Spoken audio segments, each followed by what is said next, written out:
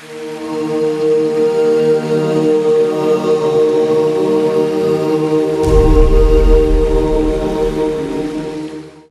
are now listening to Music Marketing Metaphysics Podcast Radio Show, presented by AdeptInitiates.com, dedicated to the expansion of consciousness and the truth seekers of all time. And now your host, NEXT. Transmitting the teachings from Los Angeles, California.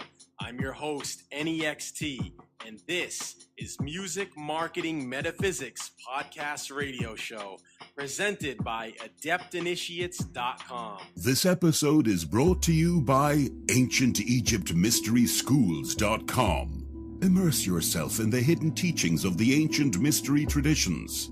For thousands of years, initiates have examined the meanings of sacred texts said to hold the secret path towards ascension. But how can we decipher these often enigmatic phrases and symbols? Join the line of ascended masters on a quest for deeper truths of our universe.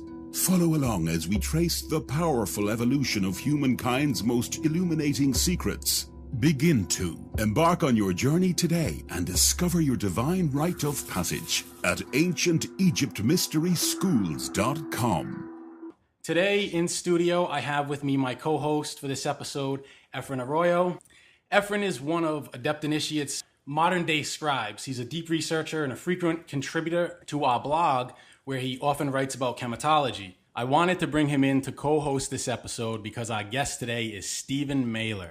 For members of our audience who may not be familiar, Stephen is an expert chematologist with over 50 years of research into ancient Egypt, properly known as Kemet. And while working as a staff research scientist for the Rosicrucian Order Amort, Stephen experienced and researched with what has become known as the Mayan crystal skull. Now, Stephen has been interviewed on both radio and television, and he's been featured in the book Mysteries of the Crystal Skulls Reveal. But the real shock to academia and Egyptology came when he was able to uncover and study an indigenous oral tradition that still exists in Egypt, and was given permission to share the teachings to the Western world.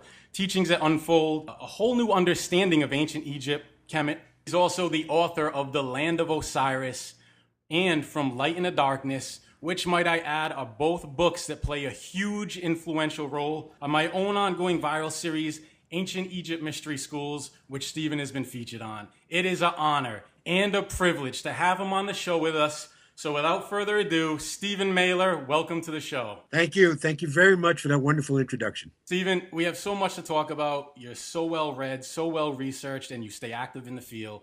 But before we get into your current work with the Kemet School of Ancient Mysticism, in your book, The Land of Osiris, you reference someone who has had meetings with remarkable men, G.I. Gurdjieff, and how he posited 3 questions all men ask. Who am I? What am I? And where did I come from? Stephen, can you tell us a bit about where you came from and what it was that initially sparked your interest in ancient Egypt? Well, it's a long story, as we say. We'll try to do the short version, being that I am now 70 years old, and as you say, actively being involved in this type of research for just about 50 years. For me, it was as a young child, basically around the age of 8, that to my mother's blessed memory, she used to keep around the house the 2 great pictorial magazines of the day. Now, I date myself, growing up in the late 40s, early 50s, so this is Life magazine and National Geographic. So we have certain moments in our life that when we get to an age, we can look back on and say, that was a pivotal moment that led me into the direction. I one day picked up an issue of National Geographic magazine and stopped dead on a photo of the Sphinx and the Great Pyramid. Now, at 8 years old, it wasn't something like, wow, this is going to be my life's work. But some deep connection was made, which we can discuss in greater detail, which we will. But I have a deep connection to the Sphinx from that day forward. The Sphinx has guided my life and sort of my academic career.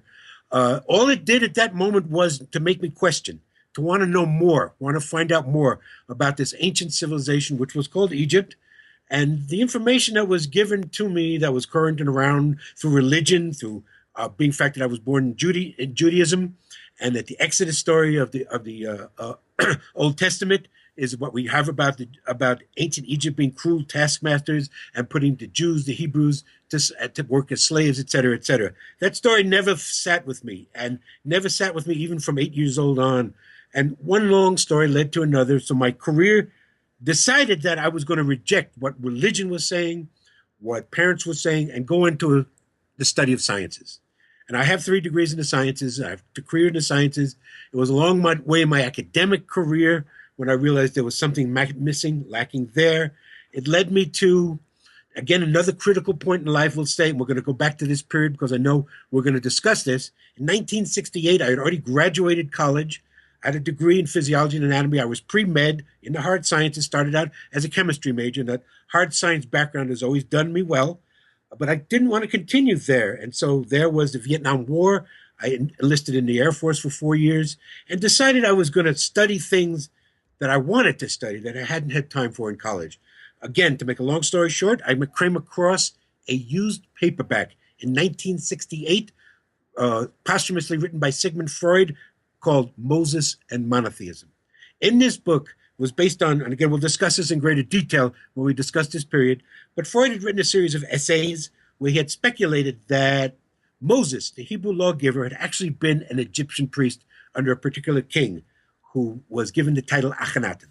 This book changed my life. It was from that period on, 1968, I decided that whatever else I was going to do, my life's work was going to be in the study of this ancient civilization, particularly this period known as the Amarna period and this king Akhenaten. So from 1968 till this moment, this has been my life's work. One led to another. Things moved in. I got my degrees. I went back to and got another master's degree in Egyptology from San Jose State University. And when I was doing that in San Jose, California, I noticed that there was an organization there known as the Rosicrucian Order. And their worldwide headquarters at that time was in San Jose, California. I visited the area, looked around, and I saw images of ancient Egypt, particularly of this king Akhenaten, and it fascinated me. One thing led to another. I got involved with the Rosicrucian Order, found out that there were very deep connections with this particular king. One thing led to another, and I went into the metaphysical study of ancient Egypt. But even there, something was missing. Again, to make the long story short, it came to my awareness in the late 80s that there quite possibly was still an indigenous tradition that was active in Egypt. People who kept the old ways, who didn't get influenced by the European, Eurocentric version of Egyptology, but kept old traditions. I sought out to seek those traditions. Again, another book led me that way, a book called Ancient Egypt, A Serious Connection, written by an English mystic named Murray Hope, who talked about an organization still available in Egypt that kept the old ways. One thing led to another. A series of miraculous events led me to go to Egypt in 1992. There I met the man who would become my teacher, Abdel Hakim Aouyan, whose name in Arabic actually means the slave or servant to wisdom, and indeed he was. That began a 16-year tutorial with this amazing man. He passed from us, or we say wested, in August of 2008, but he still continues to work with me. And this has been my life's work then, to bring these teachings that he brought forward, the indigenous tradition, not ever mentioned accurately before by anyone, that was a whole different system of ideas. He basically taught Hakim that there was a previously highly advanced civilization that existed in what we today call Egypt well over 10,000 years ago. And these people, highly advanced technologically, spiritually, built the pyramids, carved the Sphinx, and were a previously highly advanced civilization before what we call today dynastic Egypt, which is what Egyptology is about. So Hakim had the system. He had been doing this for many, many years. When he passed, he was 82 years old, had been 56 years an active tour guide and teacher. And he had the system. I just put the label on it because the ancient civilization was called Kemt, or Kem, which meant the black land, the rich, dark alluvial soil deposited by the Nile when she floods, not called Egypt, which is based on a Greek word. And so we called this system Kemetology. I put the label on it, and we together combined on the 2 books you mentioned, Land of Osiris and From Light into Darkness. And that's basically where we are today. We could talk about the formation of the Kemet school. It's fascinating. Stephen, at what moment in time did you know Hakim was going to be your teacher? How did that come together? Wow, that's beautiful. I know now it was years before I actually met him. Again, I was hearing rumors in the late 80s. Books were coming out from other people who were writing that there was still possibly a tradition that existed in Egypt that kept their ways. It was Murray Hope's book in 1992 that let me know the tradition was real. But it was in 1987 where I was at San Francisco Whole Life Expo doing a panel on crystal skulls, as you mentioned, a whole other topic to talk about. And there I met a man named, a man and a woman named, a group called Power Places Tours. It'll come to Toby Weiss. There it is. Dr. Toby Weiss. I met a man who was, at that time, Power Places Tours was the first organization that was leading so-called spiritual metaphysical tours to Egypt. I met him in 1987, sat down, we talked, we shared a lot of interests. He said to me, he was using a tour guide. That was somebody I needed to meet, who really knew the old ways. And he mentioned just the name Hakim. That stood with me for those years. As I said, 1987, 1992, a series of miraculous events occurred. I was able to get the money that just appeared to me, which happens at times for many people. When you're on the path, when it's right, it happens, when the time is right. And I went to Egypt. And the first day in Egypt, when I went to Egypt, I hooked up with another group that was in a subgroup of Power Places Tours, led by a woman named Nikki Scully. This is a very interesting story. Nikki Scully was one of the first Americans to start to lead spiritual tours to Egypt. She was at one time married to a man named Rock Scully. Rock Scully was the publicist for the Grateful Dead in the late 1970s. The Grateful Dead went to Egypt in 1978, did a series of free concerts. Nikki went with her husband Rock, went with the Dead, and met my man, my teacher, Hakim, in 1978.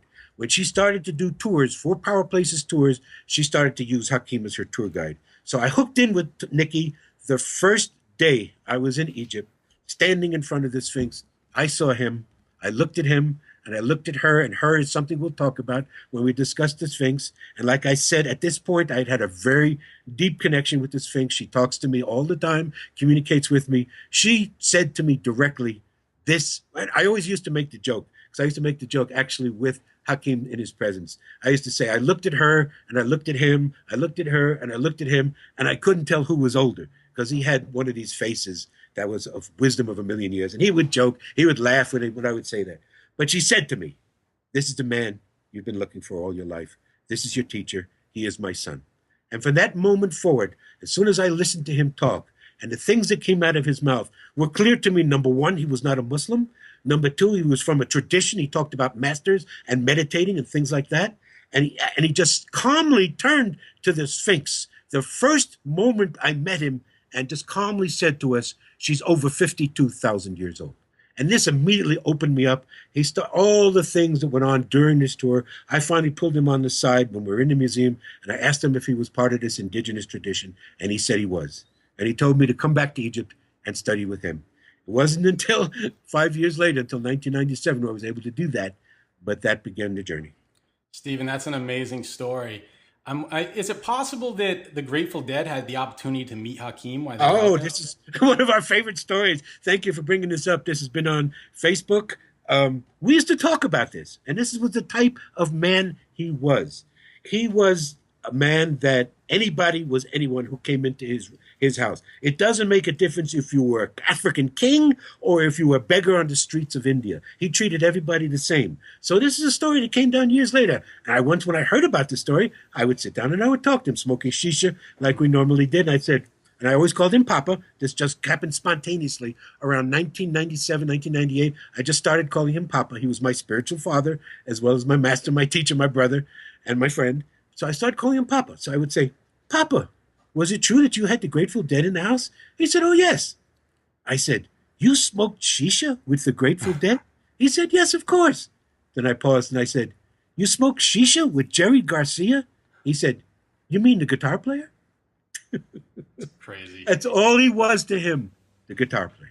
But yes, the Grateful Dead smoked shisha with Abdel Hakim. And you met this man in front of the Sphinx, and you have this connection with the Sphinx. This is actually where I'd like to bring Efren in for a bit. I'm sure, Efren, you probably have some questions about Tefnut and her chronology for Stephen. Yeah, definitely. Stephen, it's an honor. And by the way... Same here, brother. It's been nice following you on Facebook. Oh, yeah. It's an honor, honestly. Honor and a privilege. So could you talk a bit about the chronology of the Sphinx Tefnut and her current face, the latest recarving, which is the face of a black African woman who displays the gel prognathism typical of sub-Saharan Africans, and how you have possibly identified her as Neith-Hotep, a powerful matriarch from the south, in which you wrote a bit about in your 1990s article from World Explorer magazine. I'd love to hear about that.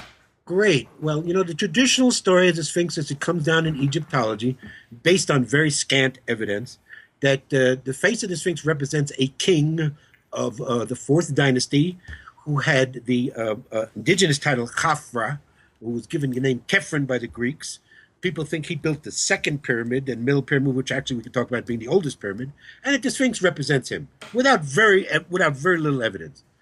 Other people have questioned that. The first one to question the dating of the Sphinx was a great scholar named R.A. Schwaller de Lubitsch. Yes. And if people have heard the name John Anthony West, who I know you have interviewed, John Anthony West is the greatest champion of Schwaller. It was John Anthony West who turned me on to Schwaller in the early 70s. John Anthony West wrote a classic book in 1976 called Serpent in the Sky. Great influence upon me, caused me to read Schwaller. And Schwaller was the first one to question the dating of the Sphinx, being 4,500 years old, being from the fourth dynasty. He pointed it out from a geological perspective that the erosion around the Sphinx appeared that it beats from water, not from wind and sand. And because of we know from the paleogeological situation, it has not significantly rained in Egypt in 8,000 years.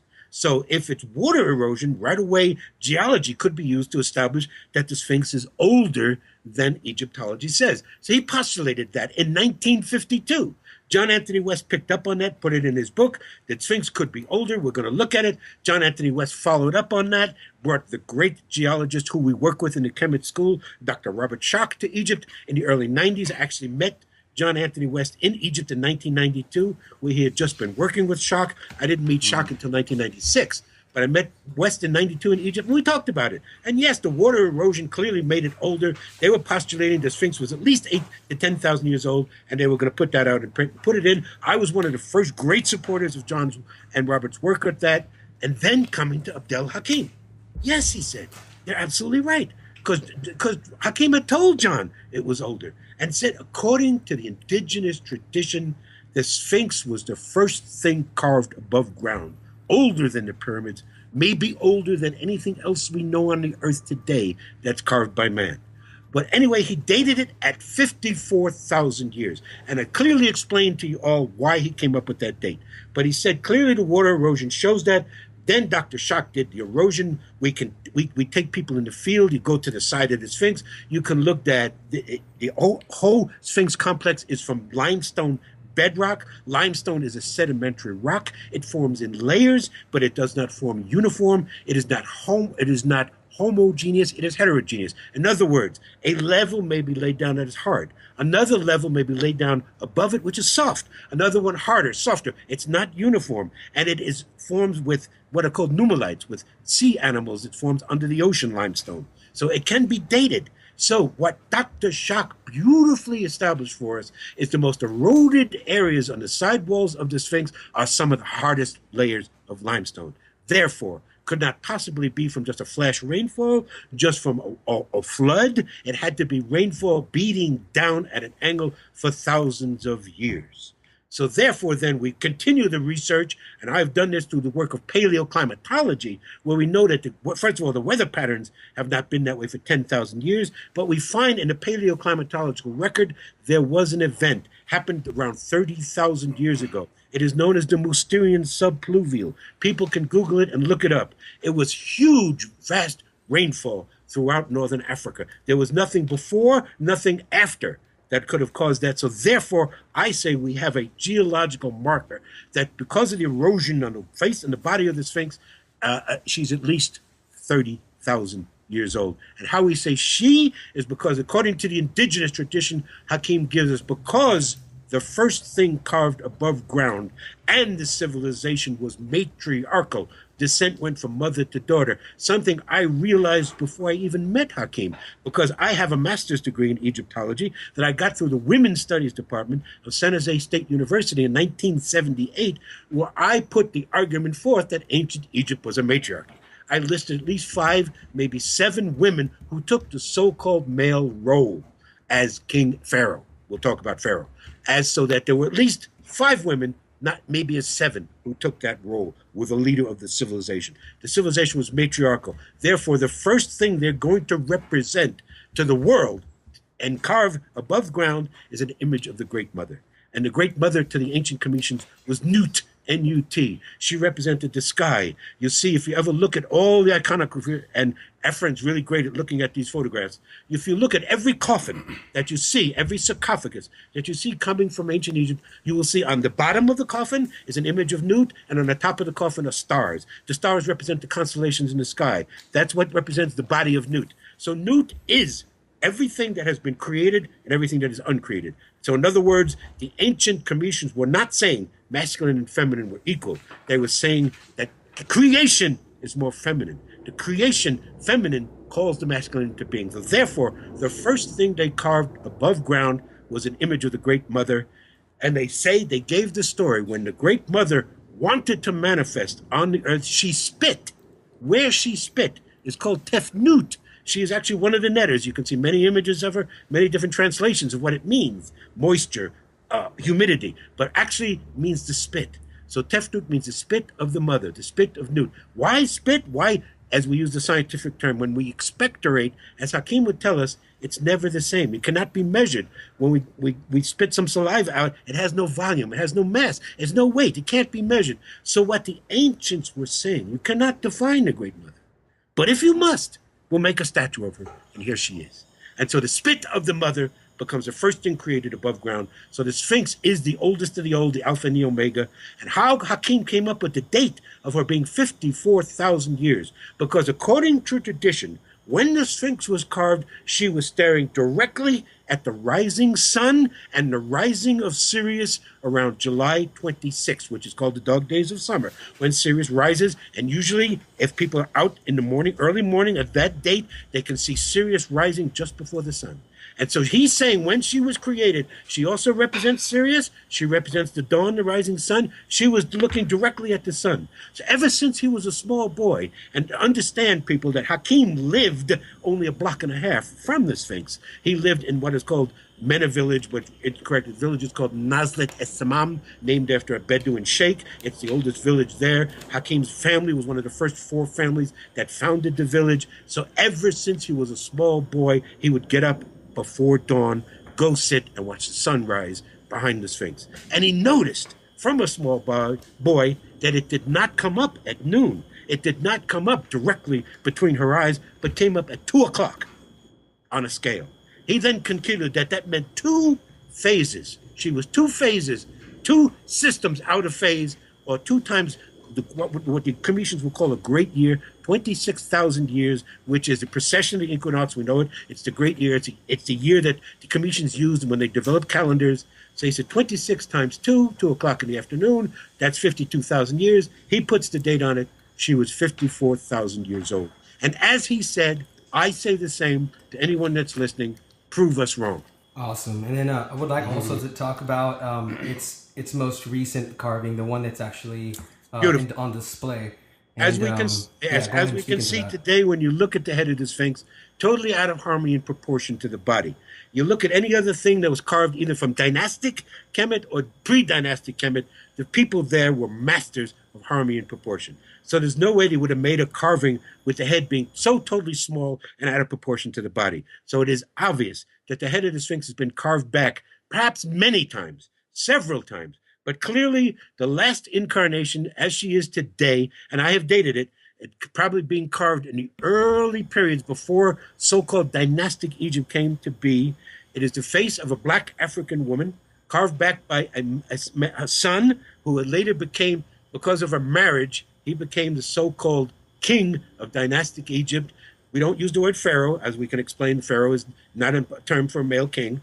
But he became a king, and he dedicated the statue to his mother, who was a black African woman. And so the face of the Sphinx today clearly is that of a black African woman. The scientific term, as Ephraim mentioned, is called bimaxillary prognathism. It took an African-American dentist in the 90s to point this out, and this article was not picked up by archaeology magazines. I read the article in the Rosicrucian Digest and in underground magazines, where this dentist was clearly saying that the Sphinx exhibits, especially when you look at her in her profile, bimaxillary prognathism that only exists today in black African people of Africa. So clearly her face is that of a black African woman, and we dated it to being this term, her title was Nikhotep, which means that she was the summation, the offering to the Neter Neat, which was an ancient mother goddess, Neter. And so this was a very ancient title that was used to the mother of a man who recarved the face of the Sphinx in her image. So I would date her, the face today,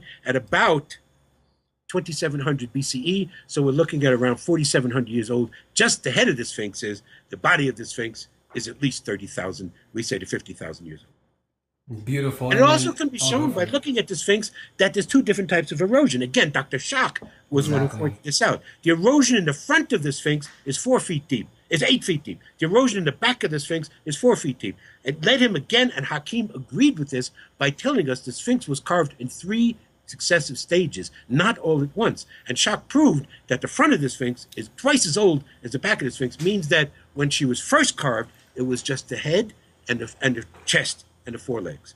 And it would have been what is called in geology. As you can see the Sphinx today, if people can look at pictures of the Sphinx, and you guys post them all the time, the ground level of the plateau is where the Sphinx neck is today. That's ground level of the plateau. So the Sphinx hollow was all carved out, all those blocks taken out to reveal her as she is today. Those blocks were used to build the temples that are in front, called the Sphinx Temple and the Valley Temple. Huge 200, 300-ton blocks of limestone taken out.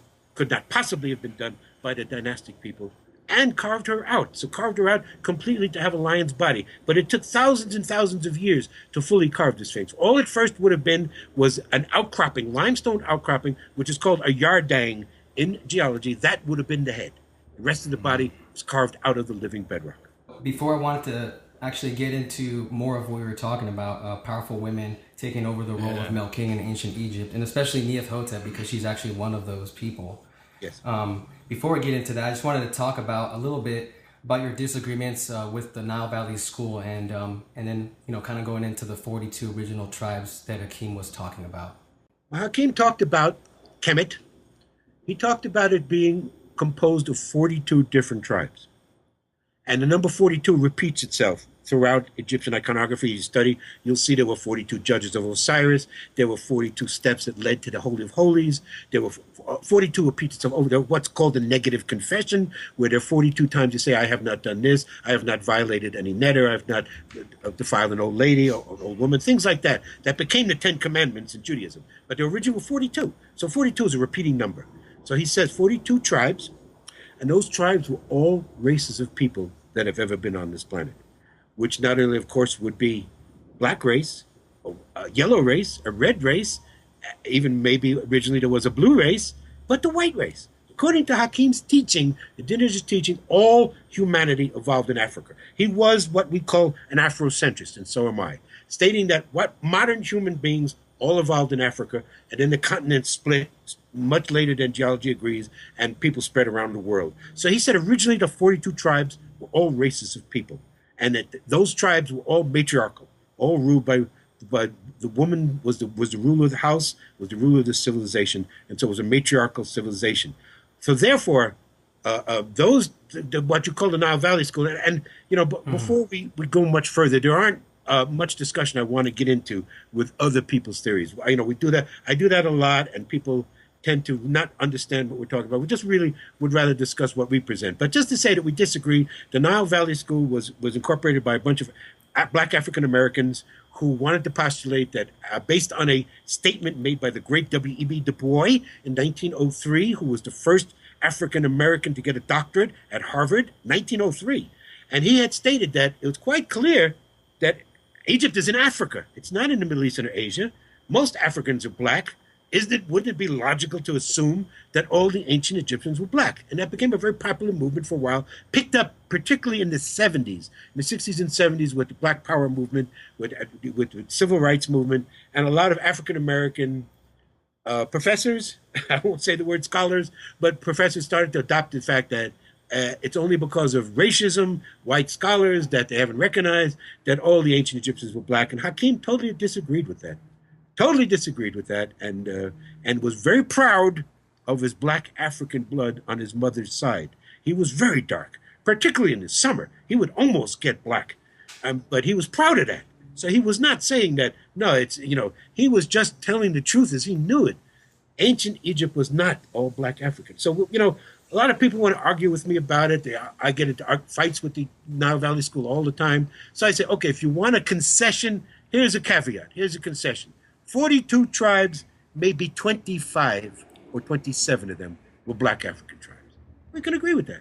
So, but all the ancient Egypt, it's clear. If you look at the statuary, you look at the images shown, all races were shown in ancient Egypt.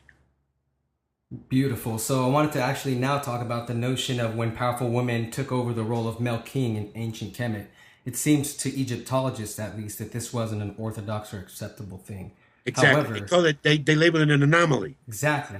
But the point of it is being, as we even pointed out to you, one of the first women venerated, the Sphinx itself, is that of a woman. And she was a ruler, not of the South, but of the North, interestingly. And she was black, but she was from the North. Northern tribes came in, merged with Southern tribes to form what we now call dynastic Egypt. But before that, the tradition was matriarchal. Descent always went mother to daughter.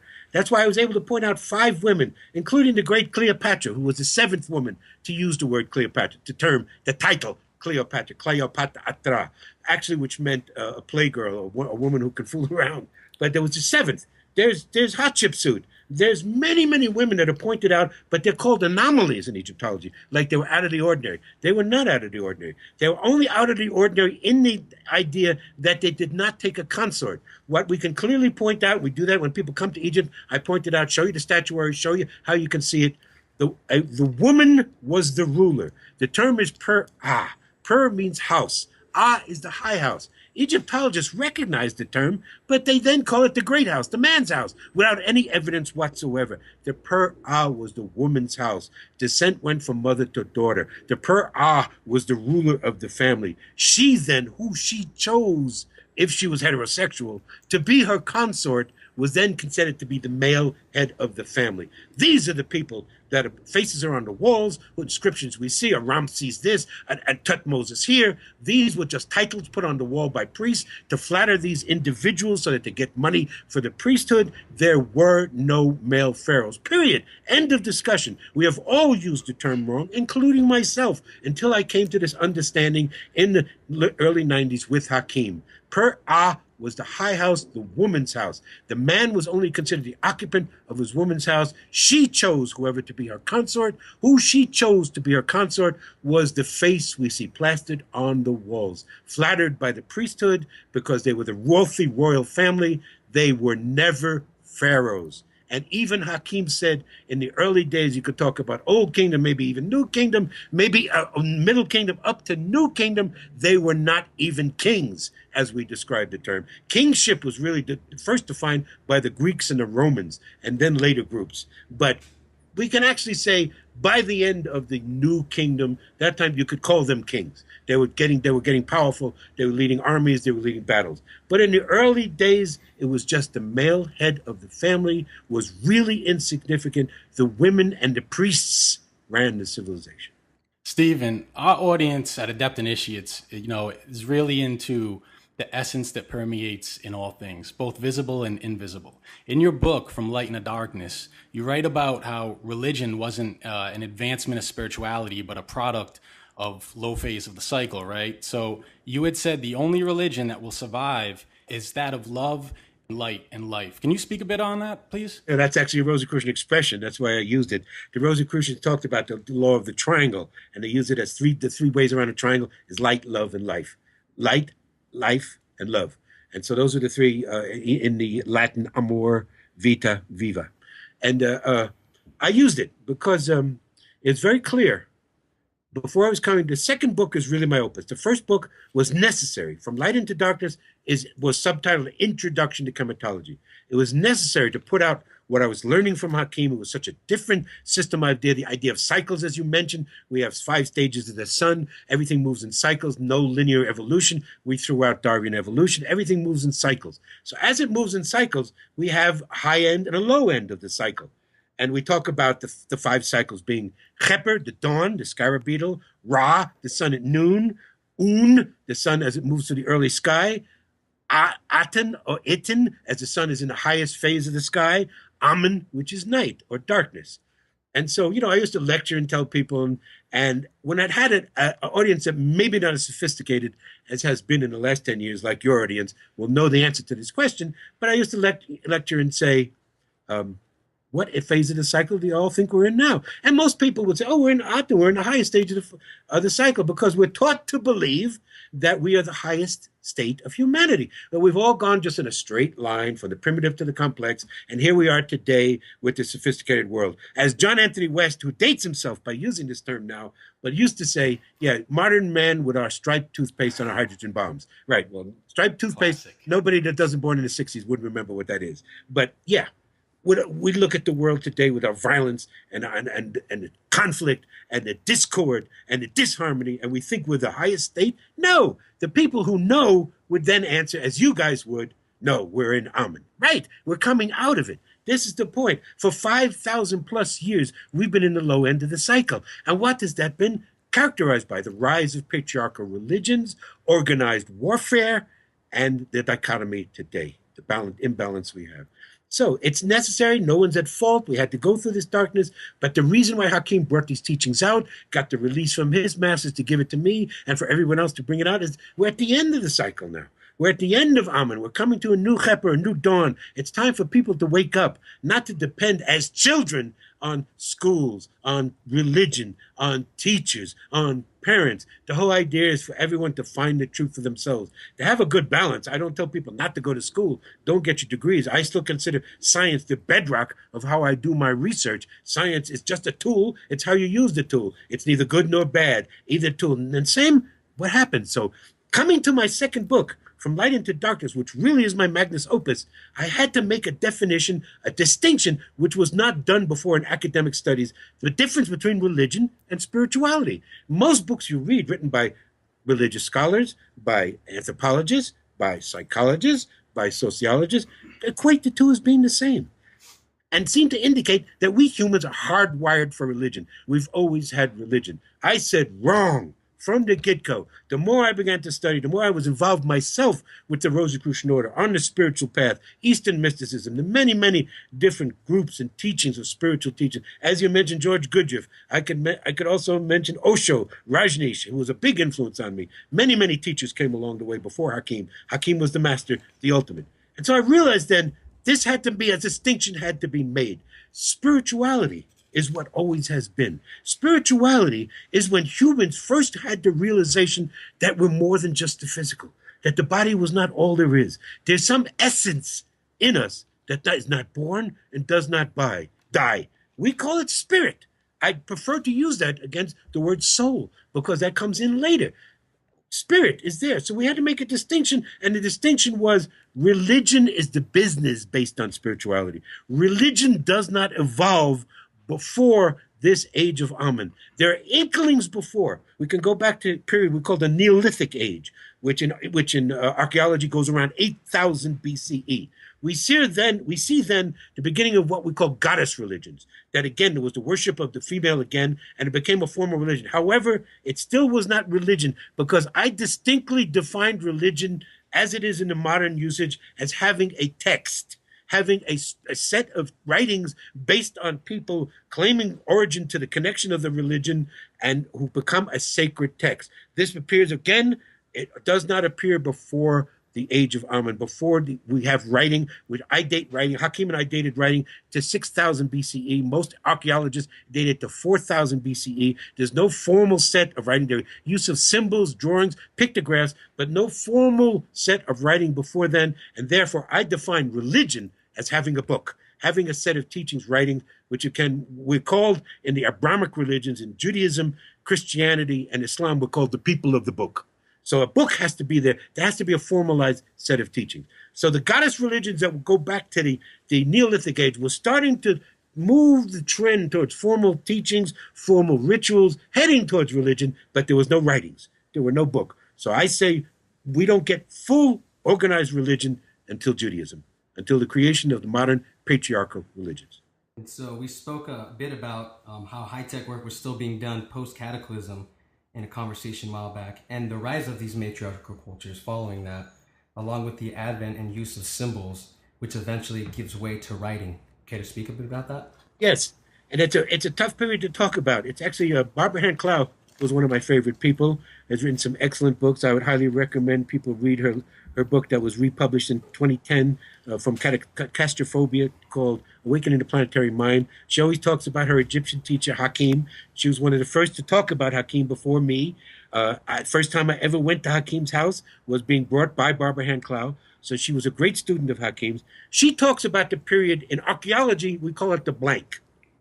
It happens around between 10,000 and around 5 to 6,000, where we have the Neolithic 8,000 civilization. There isn't much archaeological evidence of civilization then. We had then, because of what we talk about, a major topic that we all talk about, in particular Brian Foster, who you'll be talking with, is called the cataclysm. We believe there was a worldwide cataclysmic event, happened around 12,000 years ago. It destroyed, basically, it ended all the great previous advanced civilizations that we just see remnants of today. This is what we show in Egypt. This is what we show in Peru and Bolivia. This is what we show Pumapunku,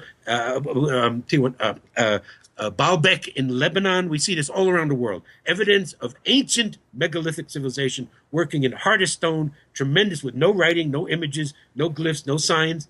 And that existed before 10,000 years ago. Then there was this event, civilization went into decline, but we don't see a lot of archaeological evidence. So this is what is just speculation, that people had to go into more subsistence living. About 90% of all human civilizations were wiped out during this cataclysmic event. We are the descendants of those who survived. And they survived carrying a psychological trauma, knowing that they had to watch out. Something was going to come from the sky. There was an invader from the sky. A book I highly recommend, which is used by Barbara Hand Clow, was two authors she published when she was the editor of Barron Company, called Cataclysm 9500 BC by Allen and Dallaire. One was a geologist, one's a science historian. They pointed out massive evidence of this cataclysmic event, and the Greeks had a myth of Phaeton, a fire dragon who comes from the sky. Actually, the sky would have literally been on fire, so it would have looked like that to people. So there's this subsistence period of a couple of thousand years where we don't have much archaeological evidence. And it can only be speculation that, yes, they were still producing megalithic works on a limited scale. We believe that's when they started to produce the great statuary that we see, that has incorrectly been classified as dynastic statues of Ramses II, statues of all in granite, of course, the hardest stones, which were done pre-dynastic, all done pre-dynastic, with no writing on it, all with a generic face, doesn't look like Ramses. If you even look at Ramses, again, these people were masters at portraiture. We can look at Ramses' mummy. We see other statues of Ramses done during his time period, which do indicate a likeness of him. The general statues we see of Ramses in granite or in basalt are not like him at all. They were generic statues. So we don't have the specific detailed information of this couple of period till around 6,000 BCE to around 4,000 BCE. All of a sudden, civilization starts to pop up again in limited form, and then you get the rise of dynastic Egypt. But we're saying that there was not an end. We have a blank, as Barbara calls it, but it still continued. People that survived the cataclysm had to go into more subsistence living. We believe that led to the rise of agriculture, to the rise of settlements like cities. The ancient Cometians probably did not live in cities, even though they had sites, the sites that we look at today, the Blue Wizard sites, Giza, Saqqara, great pyramids, great temples, but they did not live on those sites. They probably lived in mud huts and other living areas not far away, but not exactly on these grid lines, these energy lines. And so we don't have remnants of it. Those houses are all gone. There's no remnants of them. We can't find, the exact information that we're looking for. It will come. Hakim was always clear to us that more will be revealed each year, and that there's only like 18%, 20% that's been uncovered that's still under the sand. We know that. We know there's more pyramids to be discovered. And so more will come in the archaeological record, but there is a blank. We don't have it, but we believe that they still existed. They had to scramble to live. They started agriculture. They started fishing and farming, more to have subsistence, more to see in cities that began to rise of city-states, which eventually became the Egyptian dynastic civilization, and then Greek, Romans, Persia, all the rest that came afterward to Rome.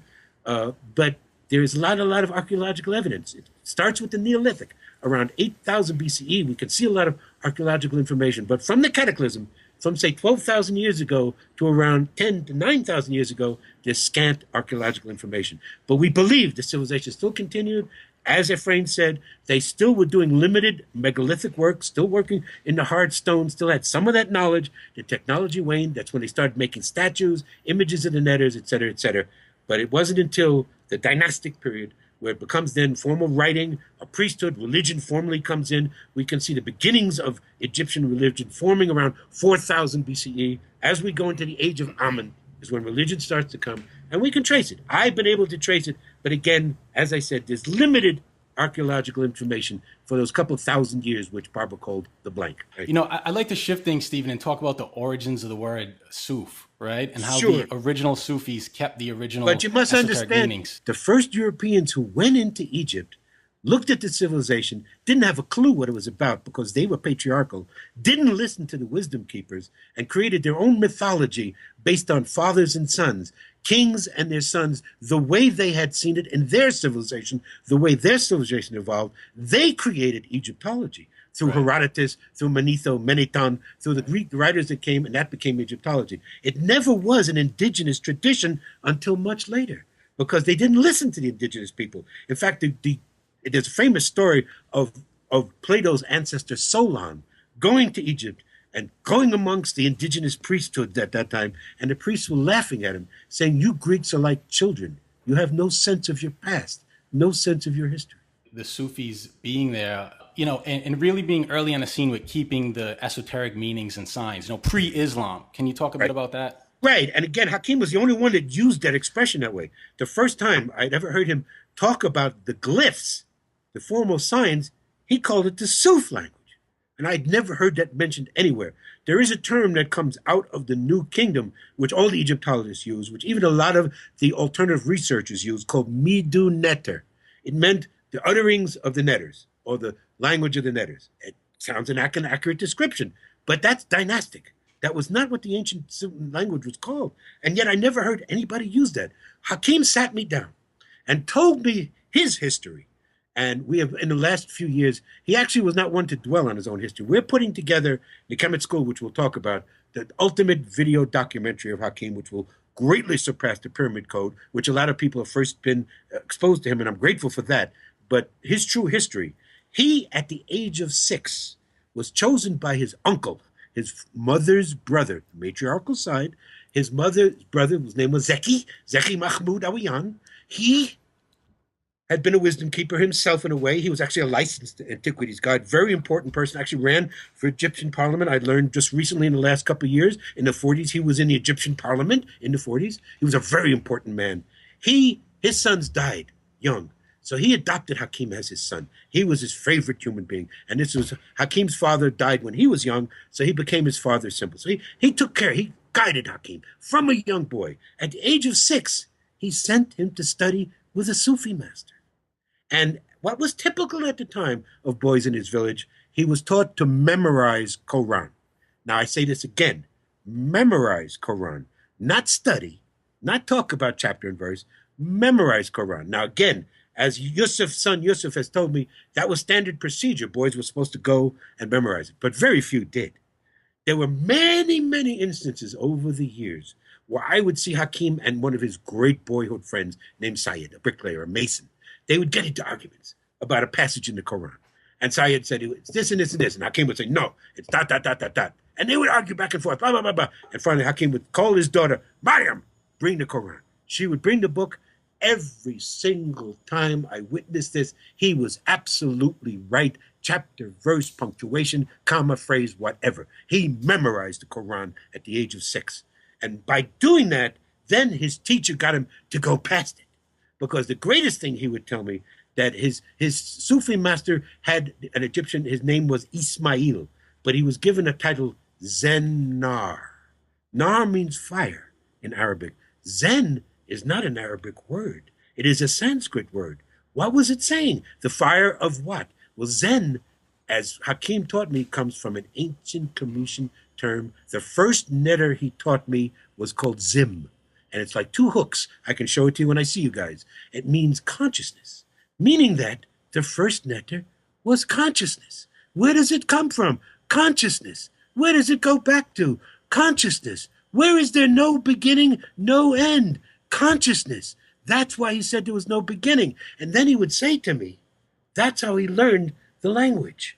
The Suf was to know that they were the original keepers of the written language. And the written language was not A, B, C, D. The glyphs were never consonants. It's the Greeks who made them into a consonant language that we can now use them. Jack and Jill run up the hill to get a glass of water. That was never. Each sign has a meaning. We could write chapters, paragraphs, almost texts, monographs about what each sign is. And he said there originally were 360 signs. 180 we label feminine, 180 we label masculine. It is the degrees of a circle, 360 degrees, circular consciousness. It is what the masters of all taught us, the term we all use today, to be enlightened, to be in the light, is to be constant consciousness, to know that there is no beginning, there is no end. So this is what he was taught. His master then had him memorize the Quran and then taught him to meditate. And it was teaching him to meditate that was the greatest thing. So now we know that Zen, which is a Sanskrit word, actually means meditation. So his teacher was given the term in Arabic, Zen Nar, the fire of meditation. And Hakim, later, as we know today, was given the same title by Zahi Hawass. It was given a title of a derogatory term where they were criticized. They would criticize Hakim when all the people would see him coming and say, oh, here comes Hakim, the father of meditation.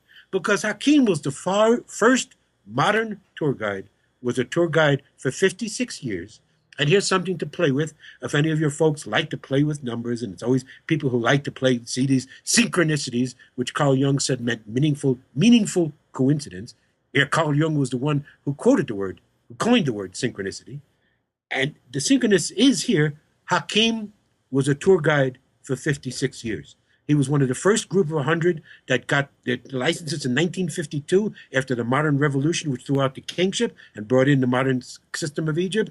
He was number 56 because we have found his original license. He still had his original license after all these years. Even when he left us and wested, he was still an active tour guide for 56 years. And his number was 56 on his license.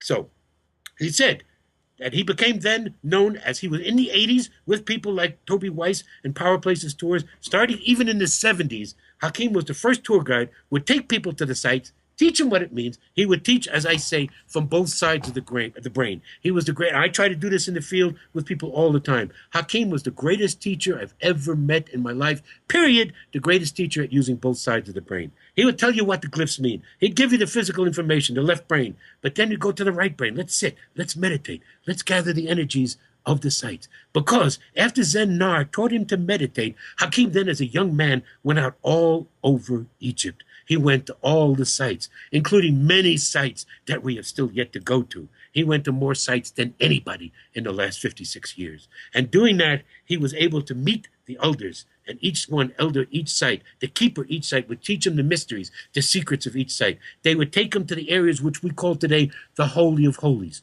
where the center of the energy is. Each site is dedicated to a netter, to a specific sound, to a specific stone, to a specific color, to a specific crystal, to a specific frequency, to a specific herb, to a specific plant. And so the sound at each site was key, and he was taught at the areas of each site of what called the Holy of Holies, where the water goes under the megalithic stone and is centered where the power is at each site. He was taught that's where you should meditate at each site. That's what he began to teach starting in the 70s, particularly in the 80s. He would take his groups to where are the power spots of each place, each spot of each site, where the energy is located, and people could get the experience directly, bypassing the brain, bypassing the intellect. And that's what he taught. So then he was given the title by Zahi Hawass in the 80s and 90s as the father of meditation. Oh, Hakim is coming, the father of meditation. They use it as a derogatory term. I later gave him the title as one to be proud of. He didn't like labels, but he accepted a couple of labels that I put for him. One was, I called him Abu Zen, which Abu, of course, is father in Arabic. Zen, again, is meditation. They called him the father of meditation, so we called him Abu Zen. And he liked it. He accepted it. We also called him the last of the Dragoman, which is another key for teaching. I'll do it very quickly. When the last group who invaded Egypt were the Turks, which became the Ottoman Empire beginning around the 17th century, 1600s. They invaded Egypt. They turned Egypt into being fully Muslim. The last groups who held out became Muslim, and it became part of the last Muslim caliphate, which was the Ottoman Empire, which was not lasted until World War II when it was broken up. The Ottoman Empire, they had a term, a Turkish term, it is a Turkish word, called Turkoman or Dragoman. The Dragoman was usually what we'd call today the prime minister, would be the second in command to the sultan, the pasha, whoever was the leader, the king, if you will. And he'd be the one that was versed in many languages, knew many different religions, not just Islam. He knew Judaism and Christianity too. He also was an archaeologist. He knew where the archaeological sites were, where the sacred sites were. This was the person who would take dignitaries when they would come to a particular civilization and lead them around, show them the archaeological sites, teach them the histories, the languages, could speak their language, and blah, blah, blah, blah, blah. They were called Dragoman. We called Hakim the last of the Dragoman because he could speak. He was fluent in at least 7 languages. I saw him also fake it in Japanese. He could fake it. And of course, he spoke the ancient Comitian language. So he accepted that title too. He didn't like labels. We always were down on labels, but we called him the last of the Dragoman and Abu Zen. So that's where the Suf comes from. The Sufis were the original mystery school people, the masters, the shamans, the school teachers who formulated the language, formulated the signs to use the signs, and kept the esoteric meaning of the signs. What was taught publicly, there were different schools and levels. Even the lay scribes, the scribes who actually carved the glyphs on the walls, many of them, did not know the esoteric meanings of the symbols. So there always were different levels of understanding of the symbols. There was the exoteric and the esoteric. The Suf became the Sufi, were the ones who kept the esoteric meanings throughout history. They became amalgamated into Islam because they had to survive. The country became Islamic. They became Islamic, but they are today known as the mystical sect of Muslims, mystical sect of Islam. But they were way before Islam. They kept the tradition of what the signs, the traditions really meant.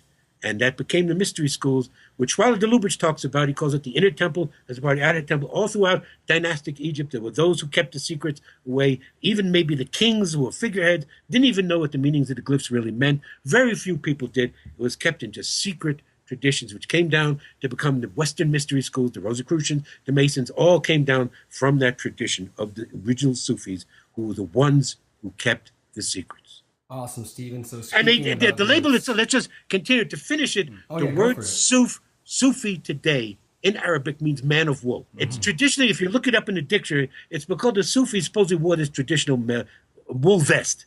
And so they said that's where it comes from. Hakim further defined it. No. Man of wool. He was talking it as, a birth fiber. There were those, a birth fiber, like a chrysalis of a butterfly that becomes the butterfly. It is the birth. So in other words, he was saying the Sufis were there at the birth of the knowledge, the birth of the language. That's where this term Sufi really comes from. Awesome. So speaking about glyphs, I remember you briefly mentioning about how the dynastic Commissions traded worldwide, and it is actually known from an inscription found on Sahel Island in Aswan that they actually knew how to desalinate water. Yes. Would you like to speak a little bit about that? It's never been, the Egyptologists have not popularly put it out. You have to dig to find that. There is Sahel Island is an island in Aswan. Actually, we believe there was a volcano there. We have yet to really examine this island fully. We believe we'll find source of a lot of the granite there because our school geologist believes that there could have been the source of a volcano on that island. But interestingly enough, a stele was found there. It's called the famine stele. It's attributed to the great Imhotep, the great master who supposedly had the step pyramid built and all this and all that. And it talks about a drought. It talks about how he to store grains. It's a lot of the story that became the Old Testament in the Bible. Also talks about there is a formula there, which actually is believed that he's giving a formula way back in the Old Kingdom to desalinate seawater. And always the problem is when people talk about, oh no, these guys couldn't have traveled all around the world. I mean, the biggest problem, of course, not just having enough food with you, but you have to have fresh water. You have to have enough fresh water to make journeys that's going to take 6 months to a year to 2 years. You have to have fresh water. How could they do that?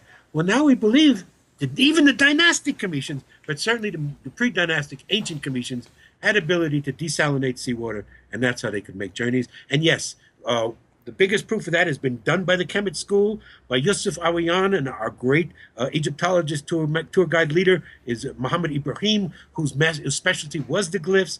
They've looked at what we call the Gosford glyphs in outside of Sydney on a isolated basalt wall. Is these glyphs that have been carved there for years have been said to be fake. When I first saw these glyphs, I said they were fake. They could not possibly have been done by a scribe. And I was right. They're not possibly done by a scribe, but they're not fake. We know now by a rigorous translation done by Muhammad Ibrahim and Hakim's second youngest son, Yusuf Abdel Hakim Awayan, who now is co-director of the Kemet School, follows in his father's footsteps. They translated these glyphs to be an accurate story written by a sailor that two brothers had gone all the way from dynastic Egypt, Kemet, to Australia 2,500 years ago, settled there. They were about to make the return journey home. They hit a storm. The storm capsized their ship. One brother drowned and died. They went back to the mainland of Australia, and to commemorate his brother's life and death, this one brother crudely, because he was crude, carved some glyphs on the walls commemorating his brother's life. And we know that because we can date the glyphs to being from the what's called the late period, around 500 BCE, 2,500 years ago. There are signs there that no one could have faked. No one could have known these signs to fake it only until the last 50 years. And we find out that Australian archaeologists were looking at these glyphs in the 20s, so they're not modern forgeries. They are legitimate glyphs. And we also have an inscription, which I can discuss too, of a tomb, a 5th dynasty tomb at Saqqara that dates back to 4,300 years ago, which a priest is talking about the dynastic commissions going to Peru. You know, and it's interesting, this global maritime culture. We have Lemuria, perhaps Plato's myth of Atlantis has grains of truth to it, right? And yes, as we're finding out now from all these advanced cultures, we now have cultural diffusionism and diffusionist archaeology. Actually, in the upcoming episode that you're in of Ancient Egypt Mystery Schools, we touch on that with Maya and Kemet and what could possibly be the smoking gun there for that connection. Could you speak more on that, Stephen? Certainly, and I'll talk about that too, because in anthropology, it's gone back and forth in the last couple of years. Again, I date myself. I graduated college in 1967, did graduate work, got my master's degrees in the early 70s. So I got deeply involved in the archaeological field and anthropology in the 70s. In the 70s, wow, it was very big in graduate work in archaeology to bring in what we call systems research, to have a team that would be dynamic, would have interdisciplinary, would have geologists, would have chemists, would have physicists, as well as archaeologists and historians, etc. Very popular in the 70s. Well, in the 80s, academia went to a backlash. Went back just as the U.S. did. It corresponds to the rise of Ronald Reagan and the failure of America. There's no doubt it's connected. And academia got very conservative. They stopped doing interdisciplinary research. They went very rigorous, very, again, conservative in the 90s. It's now coming back again, where we're becoming more into the interdisciplinary approach. So a lot of things discovered in the 70s, lay dormant in the 80s and 90s, now coming back. And what we basically, the two major schools of thought, and the two major schools of thought in geology too, that we're now dealing. In geology, it's what's called uniformitarianism and catastrophism. Uniformitarianism says that basically changes on the Earth take long periods, what you call geological periods, long, slow periods. We see slow change. Catastrophism says no, there could be punctuated catastrophes, cyclical events that could rapidly increase evolution and change things overnight. For the longest time, uniformitarianism carried the way. It started in the 70s to lean towards catastrophism. This leads to what we're talking about. Brian Foster is now coming out with a new book on a catastrophe. I recommend it highly. I was the first one to review it. It's wonderful. He has a lot of stuff in it that was in my second book. And I studied it too. Definitely there was a cataclysm. And definitely there's changes now. Now you get people like Robert Schoch, Susan Moore, geologists now who are much more in line, seeing catastrophes, seeing catastrophic events which change. The same thing in anthropology. You either had uniformitarianism or you had rapid change. You either had isolationism or diffusionism. Isolationism basically led the way for the most of the 18th century, 19th century, early 20th century anthropology, saying cultures evolve in vacuums. You have people isolated over here, people isolated over here, they don't make contact, and it's just a coincidence if they evolve the same type of cultural artifacts. It's just coincidence. Well, then you came along with, in the 20th century, many archaeologists, anthropologists began to disagree with that, seeing cultural connections, cultural contacts. Diffusionism became a rise. In the 70s, diffusionism was leading the way. I was one of the early diffusionist archaeologists. Again, went back conservative in the 80s and 90s. Now we're going back to diffusionism again, without a doubt. Another strong diffusionist, of course, is David Hatcher Childress, who has found connections all around the world from cultures. We find so many connections with cultures around the world. It's impossible not to believe. And again, we use the phrase which has been quoted by one of the great diffusionists, Gunnar Thompson. He's a diffusionist anthropologist. It's used by David Hatcher Childress. We use it too. The oceans were not barriers, they were highways. What we find clearly through the last, not only the last 2,000, 5,000 years, but I say 15 to 20,000, maybe 50,000 years, humans have been traveling all over this planet, knew the trade winds, knew the ocean currents, traveled all around. It's clear now. I mean, again, I could sit here for hours with you and give you diffusionist points. Just recently, they have discovered that the chickens that are in Peru, the Peruvian chicken, through DNA testing, comes from the Polynesia, without a doubt. It is the Polynesian chicken. There's no doubt the early Hawaiians, Polynesians went all the way to Peru, to Bolivia, made contact there, again, Easter Island, all of this. And Brian Foster's the master at doing this connection in the diffusionist sense. He's shown so many different connections. And this is where we are at today. We're strong diffusionists. We see that cultures were in contact. Yes, the ancient Cremetians, they went, not only did what was Kemet, Hakim told us, was not just Africa. And again, Egypt is in Africa. It is not the Middle East. This is why you had the so-called Nile Valley School saying, yes, they must have been black because they're African. No, Kemet was not just Africa. It was Asia and Europa, Europe too. So you had all races trained. It was a byway, highways. And Kemet, we know, not only went all around to Lebanon, to Turkey, to maybe even to the steppes of Russia, but Cometians went to Australia, probably to New Zealand. We know they went to Peru and Bolivia and all around the world, and vice versa. We know that other people too, the Mayans we know were in Egypt, et cetera, et cetera. So diffusionism is no longer an argument to us. We don't even get into arguments. We won't debate it. It's so obvious that these cultures were in contact and sharing things.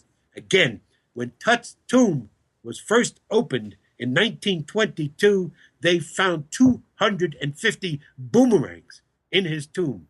There was once a glass exhibit display right in front of today, and where is the Cairo Museum, which is Tut's exhibit, was a glass case with all these boomerangs in them. I saw that in 1992. When I went back in the late 90s, 2000s, it was taken down by Zaki Hawass. We still can see the evidence, though, in Tut's tomb and some of the inscriptions that there were boomerangs found in it. There are people who've argued this. There are people who argued with me that boomerangs come from Africa. They do not. Boomerangs are indigenous to only the Aborigines in Australia, period. I find it interesting that you mentioned Brian in this. We actually recently sat down with your colleague and also member of Kemet School at Contact in the Desert, and he had told us about his new book. In fact, Efren had the chance to interview him. So when we recently spoke to him at Contact in the Desert, we talked about Akhenaten and how he was of Mitanni descent, and knowing that other family members' mummies that we found, they actually don't have these elongated heads. And they have interesting shapes nonetheless, but nothing like what we see with the Paracas skulls or any of the art from the Amarna period. So it is suggested, and I'm sure you would agree, that he was revering his ancestors who possibly had these elongated skulls. Well, again, Brian has stated it that way too, and I'm trying to get him to clean it up. Mm-hmm. When we say he had it stated, again, people would say, oh, Ramses II had all these statues made. No.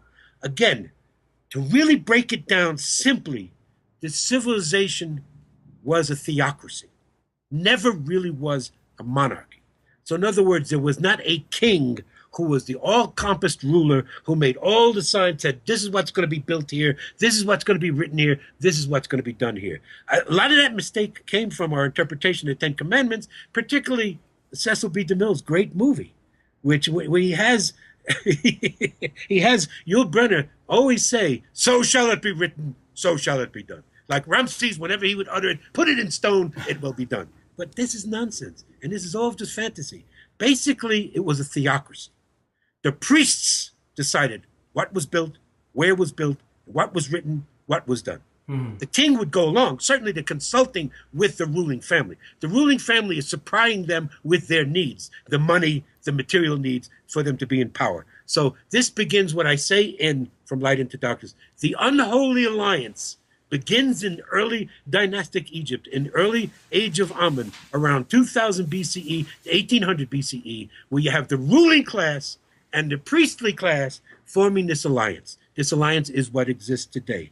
Your religions and your governments all connected, all creating ISIS, the world, whatever. We're not going to get into it, but all the nonsense that is in the world today is governments and religions working in collusion to keep people ignorant. So this began in dynastic Egypt. So the priests would decide what was. So Akhenaten did not decide what was put where, what even the statuary was. Okay? And to let people understand this clearly, because we have to say this over and over and over again. It is amazing. Whenever Brian posts something about the elongated skulls or posts something about Akhenaten, I have to stay out of the discussion. If he tags me, I have to remove the tag. So I don't see the comments, because the comments from Brian's people drive me crazy. Okay, so let's make this very clear once and for all, very simply. There have been no elongated skull mummies found from ancient Egypt. Period. End of discussion. Okay? When we're talking about elongated skulls, we talk about the skulls that Brian Foster is talking about. The people from Paracas, the people from South America, and people from other parts of the world who have a huge skull that is not from head binding. Once and for all, we have to say that again, because people bring that up ad nauseum. It's from head binding. That's what they do. Today, you see African tribes. You see the flathead Indians of North America. They bind it. The Mayans did it too. The Aztecs did it too. They would bind the skull of the infants to give them this unusual shape, but it did not increase brain capacity. The skull would still be the same size, just distorted, distended. What Brian Foster has brought to the world, and no one has done the research on this subject as he has, these were different types of people or whatever. They had higher brain capacity than we have today. The Paracas people had skull capacity from 1,800 cubic centimeters to 2,000. Some have been found to 2,400 cubic centimeters. Us, today, you and I speaking to each other, we have an average capacity of 1,600 cubic centimeters. So these people that he's looking at 2,000 years ago had bigger brains than we do today, not the result of head binding. So what we see in Egypt, we see no skulls that resemble that at all. Now, we do not have Akhenaten's body. We do not have Nefertiti's body, despite the fact that this idiot has been trying to get scans in Tut's tomb, thinking Nefertiti's buried there. That is utter nonsense. You read my second book, you will know that Nefertiti is not buried anywhere. Her body was destroyed, so was Akhenaten's. Never going to be found. And so, but we do have Tut. Now, Tut is considered by Egyptologists, because of Zahi Hawass, to be Akhenaten's son, based on some very faulty DNA testing. I categorically deny that. And again, we can get into detail about that, maybe more at another time. But Zahi Hawass fudged the tests. He wanted Tut to become Akhenaten's father, to be father and son. He fudged the test. There is no real evidence that Tut was Akhenaten's son, but they were related. He was either a younger brother or somehow they were related.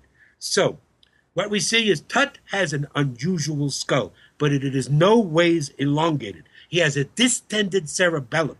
The back, and again, my bachelor's degree, as pre-med as I was pre-med as an undergraduate, and my bachelor's degree is in physiology and anatomy. At one time, I was going to go for a doctorate in anatomy. So I have more than a layman's sense of human anatomy and physiology. Tut's skull has a distended cerebellum. It is an unusual trait. It appears in other members of the family, but it is not abnormal. It fits within the normal parameters of a human skull. We have Akhenaten's mother, Ta'i. We have his father, Amenhotep III. They have normal skulls. We have a woman who's known as Kia or Kaya, that is believed she is Tut's mother, may have been an alternative wife of Akhenaten or his father. We're not sure who the father is, but she is believed to be Tut's mother. She has a normal skull. So there are no members of the Amarna family, of Akhenaten's family, that we do have mummies, skeletons of, that have an elongated skull. Exactly. So here is the mystery. Here is what I keep telling Brian over and over again, and people on his site, and your audience here. The mystery is, yes, Akhenaten did not direct them to make the sculptures, the statuary that way, but he did not stop them. He obviously would have reviewed everything they were doing, and he agreed to it. So, Ephraim, you're right. What is he saying there? Is he saying that there was an ancient race of people in Kemet of elongated skulls, or at least through his family line, that had these type of skulls, and he was identifying with it? I could accept that. I could agree with that. Yeah, because I find it interesting that but he the is idea of of being Mitanni aliens, descent. the ideas of them being aliens, the ideas of them being Anunnaki, this and that, is Exactly. pure, absolute speculation. Because we have his family, we know who the family line is, and again, just a slight correction, Ephraim, Akhenaten's mother came through Mitanni. His father was indigenous Commission. So he represents both of that. His mother, Ta'i, is from the Mitanni. And we believe Nefertiti's mother and father, her family, come from Mitanni. Mitanni, for those who don't know, would be northern Syria today. They would have been Semitic. That's what's in that's what's in From Light into Darkness. That Akhenaten had a Semitic heritage as well as a Commission heritage. That's why we believe his teachings became the forerunner of Judaism, which we can't go into full detail here, of course. The book is there. But the idea is, yes, there was a lineage from northern Syria, a Semitic lineage that went through his mother and through Nefertiti's line. She probably was a first cousin. And so that comes through the family line. And we know through Iran, it's been found in Persia, not yet in Turkey, but Brian believes there have been elongated skulls found in Turkey, believed in other parts of Africa, there have been elongated skulls. So the evidence seems to be there. Now, interestingly enough, as we mentioned, this group, the Paracas people, only existed 2,000 years ago. That's after Akhenaten. Akhenaten is 3,300 years ago. So if he's talking about ancestors with elongated skulls, they had to be, as I told Brian, which he should include in his book, it had to be before 5,000 years. Because the 5,000 years of history of mummies and bodies we have in Egypt do not show any elongated skulls. We have not found any in Egypt yet. That doesn't mean they won't find them. I believe they will, but they have not found them. So if he's identifying with a previous ancestral race of his own or of the Commissions, they were very old. Would have to go back to ancient Commission times, and we have no traces of them. We have no images of them. We have no, again, people are drawn on the walls that seem to show these skulls. Yes, the dynastic Commissions had no problem portraying people that look like they have elongated skulls. So what were the priests saying? It is the priests we have to think about. They're the ones that are making these statements. Are they saying there were previous people? It's quite possible. But we see no evidence, and we have to say this over and over again for people who write these posts. He was an Anunnaki, he was an extraterrestrial, he had this body. The thing about him, which is key that Brian will have to point out in his book, I pointed out in my book, is before that, the Egyptians did not portray realistic art. Those people that have posted that, those art historians are absolutely correct. Early dynastic art was not realistic. It was stylized. The so-called kings, not pharaohs, but the male heads of the families who we see on the walls, the Ramses, the Khufus, the early kings are shown as being 20 years old, cut and shaped like they're Olympic athletes, like they're wrestlers, like they're boxers, like they're workout athletes. They look cut, they look beautiful. They're always idealized. The idealized male, as Ephraim has correctly said, the correct definition of Hor, which is Horus in Greek, is the realized man, the boy that becomes a man. That's what's depicted in the early statues. The Hor, the realized man, generic face, generic body, looking like Charles Atlas. Akhenaten comes to power fully conscious, fully realized, says, no, do not portray me like that. Portray me as I am. The physical is not important. And I guess they're coming after us. The physical is not important, but portray me as I am. So what did they do?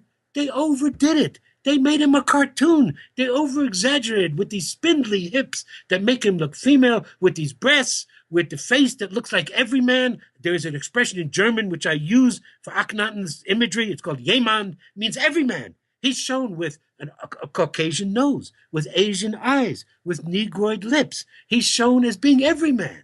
But that's not how he looked. Look at the cover of From Light into Darkness, the only image we have of him as he actually looked, done by the same artist Tutmosis, Tutjehuti Misu, who was the one who did Nefertiti's bust, did not do that for them, did not do that for a statue. He did it for himself. He did these portrait busts of Nefertiti and Akhenaten just for himself, so he could have more accurate statues and portraiture. It was never to be given to them. That's why these remnants of these busts were found in his workshop.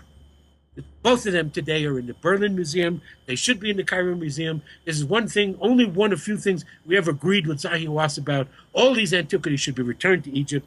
The bust of Nefertiti, the bust of Akhenaten should be in the Cairo Museum. But anyway, it is there. The face, the cover of From Light into Darkness is how he actually looked. And to me, being one from a Judaic background, very Jewish, he looks very Semitic in his face, from his mother, who was very Semitic. She was not black African, again, like the Nile Valley School, because there's a great ebony statue of Tai'i. They like to say she was a black African, and then Akhenaten was black. She was not black African. She was very Anglo, and so was he. And he was actually a mixture of many different races. He was Semitic as well as Eurasian, and there it is. He was not black, and he did not have an elongated skull, but the mystery is, and this is what I hope Brian concentrates, why did he allow the artist to portray his daughters, himself, and Nefertiti with this huge elongated skull, where he did not actually have one? Yeah, we find it very interesting with the recent and initial DNA testing done by Brian Forster, which reveals that one of the skulls that he tested actually tested for haplogroup N, which is from Syria, Mesopotamia area. Beautiful. So, and there is more to that. Exactly. Because Brian and I had just been talking. Again, I did my graduate work in archaeology, anthropology, physical anthropology in the 70s. And then we had a few different subspecies of human. They were talking Homo erectus and Australopithecines, et cetera, et cetera. Now, in just the last 20 years, they have found at least 4, I believe as many as 6, new subspecies of human. There are what are called, I asked Brian if he'd heard of these people. They're what are called the Boskop man. I don't know if you've heard of this one. Just in the last couple of years. They're ancient people who had huge skulls. They believe it's related to a being called Gigantopithecus, which may have been, that's the largest ape that's ever been found. It would have been King Kong in its day. Huge. All our great apes today are not anywhere the size of Gigantopithecus. Well, it's believed there also was these Boskop man who had huge brains, not much larger than we are today, and believed, again, may have been wiped out by modern humans, but were the elongated skull people from Boskop man. That's something I told Brian to look at, because this is just a new subspecies of human that's just been discovered in the last 20 years. And this is why I say, when they do these DNA tests, and you get these blurbs on Facebook all the time, again, Brian sometimes has things leaked. Oh, Paracas skulls shown not to be human. Or this DNA test shows that this is not human. Well, number one, we do not have a not human standard. There has never been an extraterrestrial body that has been found, that has been DNA sequenced, where we have a standard not human. All anyone can say when they have these results, it's not ordinary human. All they can say now is not ordinary human. Cannot possibly say that the Paracas people or any of these skulls are not human. Because, as I say, just 4, maybe 6 new subspecies in the last 20 years. We don't know how many types of humans there were on this planet. There might have been hundreds at one time. And we today, modern human, Homo sapiens, are the ones who eliminated all the competition. Maybe that's the source of all the wars and the violence that seems to be inherent in human beings. That was very popular in the 70s in anthropology. You had these books called The Human Zoo, The Territorial Imperative, where it was coming out that we are the way we are today. Homo sapiens sapiens sapiens. Homo sapiens sapiens is the modern term. Because we have evolved from a very violent, aggressive, ape-like being that wiped out all this competition. It became very popular, and then it was discredited. Well, now it seems, and Brian Foster has some evidence to that, because the Paracas people who had these huge brains, had great culture, did not exhibit in their artifacts any weapons of war. None. Zero.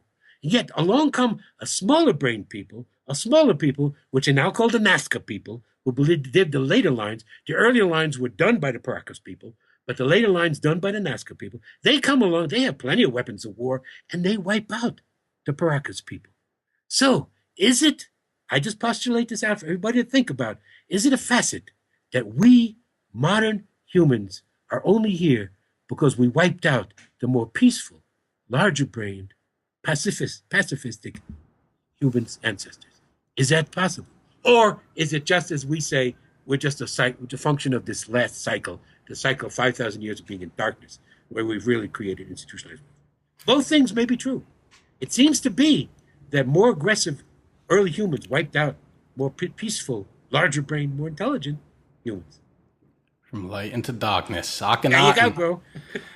Stephen, so Akhenaten is venerated by the Rosicrucian Order, Amorc. You were a staff research scientist. There lies an interesting connection with Akhenaten and his great-grandfather linked to Amorc's traditional lineage. But even more interesting is Amorc's founder, Harvey Spencer Lewis, and his connection to Akhenaten. Can you tell us a bit about that from your research? Briefly so. Yes, sir. What attracted me to Rosicrucian Park in San Jose, California, was all the images of Akhenaten. So, of course, before I even became a member of the order, I had to grill older members. Why? What is this here? Oh, well, there is a tradition the Rosicrucians have that we began in ancient Egypt. I said, there's nothing written about that. I've never seen anything like that. Well, that's the tradition. So I began to research this gentleman, Harvey Spencer Lewis. More than just research, I believed I had a personal connection with. He's a Sagittarius. I'm a Sagittarius. I would go when I worked. I eventually became a worker at Rosicrucian Park. I became there, did a tour, a play for them. I later became a staff research scientist for the Rosicrucian Order.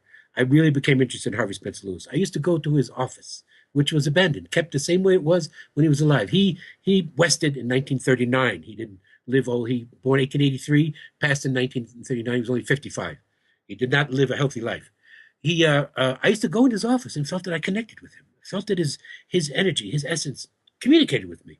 As I became a member, older members used to treat me like I had been a lifetime member, like I'd been a member all my life, and they began to give me information, documents that were not supposed to come until I was later on in the degrees.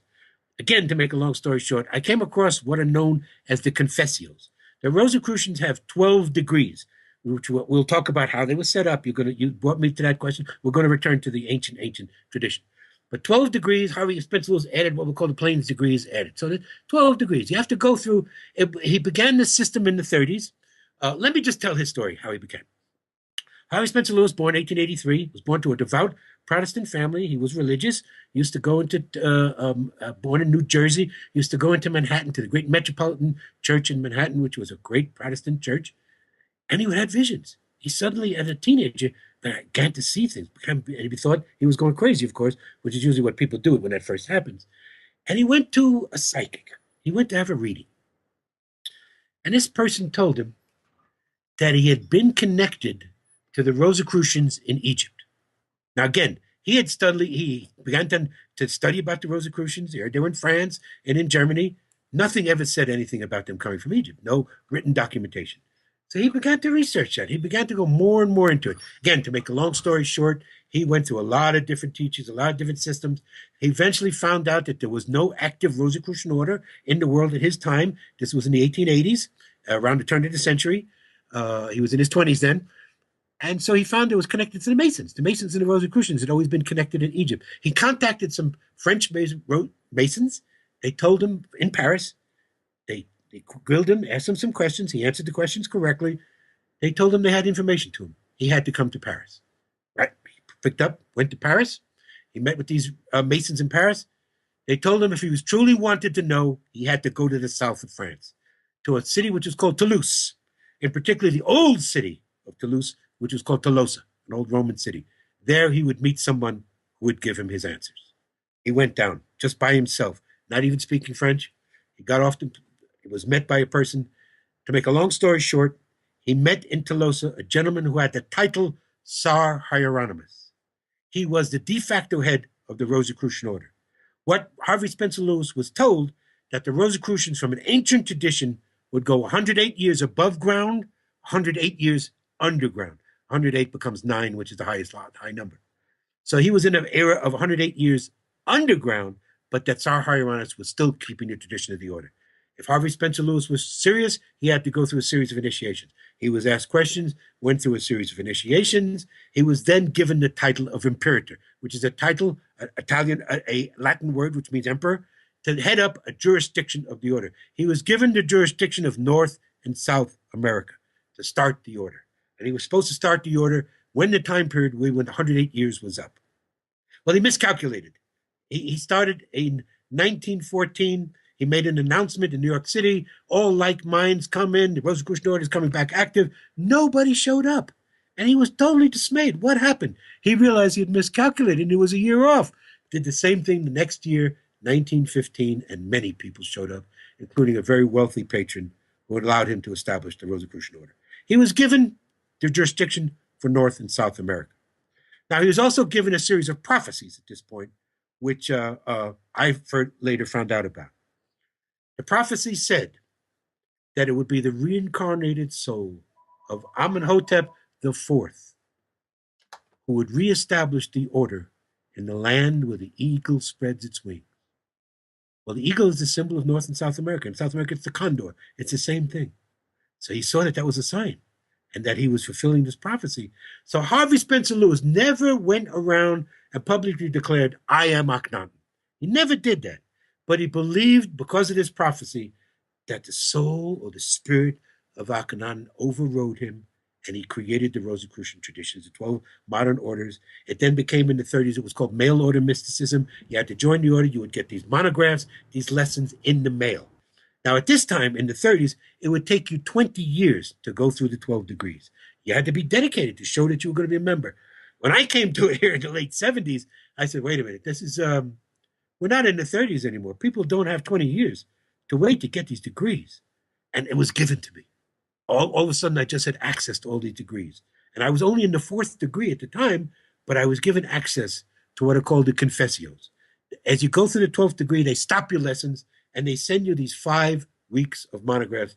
And it's supposed to be, the tradition is that every man that becomes to become a imperator of the Rosicrucian Order has to give a secret teaching how he became the imperator. And Harvey Spencer Lewis did that, wrote these in 1918.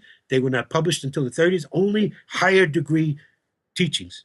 You know, it's the basic teaching was he went to France, he was initiated, he became. But in these confessors, he talks how he would go through these supreme initiations, how he was given documents, and he was given jewels, things that belonged to Akhenaten. He was given documents that went back to the time of Jesus, different things, and that became the confessio.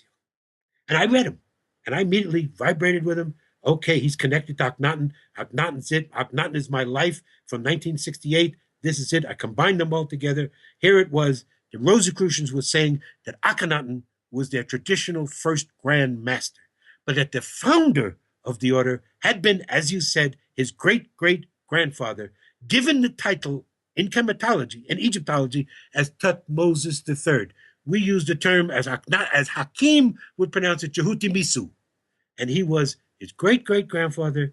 And the story of him is, in Egyptology, he's taught that he was the great conquering pharaoh, the great conquering king. He became, again, his aunt was Hatshepsut, one of the women who took the male role. She did not marry her lover. She did not make him the male symbol. She took both roles. She did not allow young Jehuti Misu to rise to that role. She kept him in darkness until he was 8 years old. She passed. The priest then elevated him to the male role. He took over for her, and maybe as revenge, maybe as whatever, he became a great warrior pharaoh, king, great warrior. He extended the Comitian Empire in dynastic times. This is around 1500 BCE. We could say 1450 BCE to be more accurate. He extended the empire to Asia, to the furthest it had ever been. To Israel, we know that Tutmosis III actually built a temple in Jerusalem long before it was Judaic, and etc. So that's what Egyptology tells us. But the Rosicrucians have a different teaching. They say that as he got older, Jehuti Misu III, Tutmosis III, had a spiritual reformation. He had a spiritual trip where he suddenly wanted to get into this Jew war, gave up the empire, and dedicated himself to spiritual teachings. So he brought the teachings of the inner temple, which Swala called them, out and devised a system of teachings for people to graduate into these teachings. And they developed the 12 orders, which became the Rosicrucian teachings. So the traditional founder of the Rosicrucian order is considered to be Tutmosis III. It was his cartouche that I would see on all the literature, Men Kefa Ra. Everywhere there even was a club that the Rosicrucians had, the Men Kephara Club. So all of this symbolism everywhere. Akhenaten, Thutmose III, now I knew why they were considered the traditional founders of the order. And also in From Light into Darkness, which we may not have time for today, we also trace the connection that Akhenaten had to Judaism, which was very significant to me. If you guys want to keep talking, we can go for another 20 minutes. Well, why don't we talk a bit about sound, right? Because beautiful. Hakeem, if I remember, had told you to study sound and water. When we talk about, he would talk about the fact that we have 360 senses, 180 feminine, 180 masculine. They are the gods and goddesses. They are the netters. Osiris, Isis, Hathor, Nephthys, all of that are the netters. They were principles. They were never considered to be deity. They were aspects of the whole. Schwaller de Lubitsch, again, was the first one to recognize that. And he first defined netter as an aspect of the whole, as a divine principle. Hakeem further took it to be a sense, something that's not only without, within. We're born innately with 360 senses. If we're only using 5, he would say we're crippled. We're crippled today. We have 355. Now, he and I were going to write a third book, and he was going to do a hieroglyphic dictionary. And he would say, well, nobody knows 360, of course. That would be somebody who's like a Jesus, enlightened. But he probably said, I know 20 or 22. I said, Papa, that's enough for a book. But he stopped at 7. He cut it off. And it was actually 10 years ago that coming up in a week or so that he came here to Colorado, stayed with me for 3 weeks that we were working on this book. And we were working on the names. But he cut it off. He said, we're doing the same thing the Greeks did. We're just labeling. They will label themselves.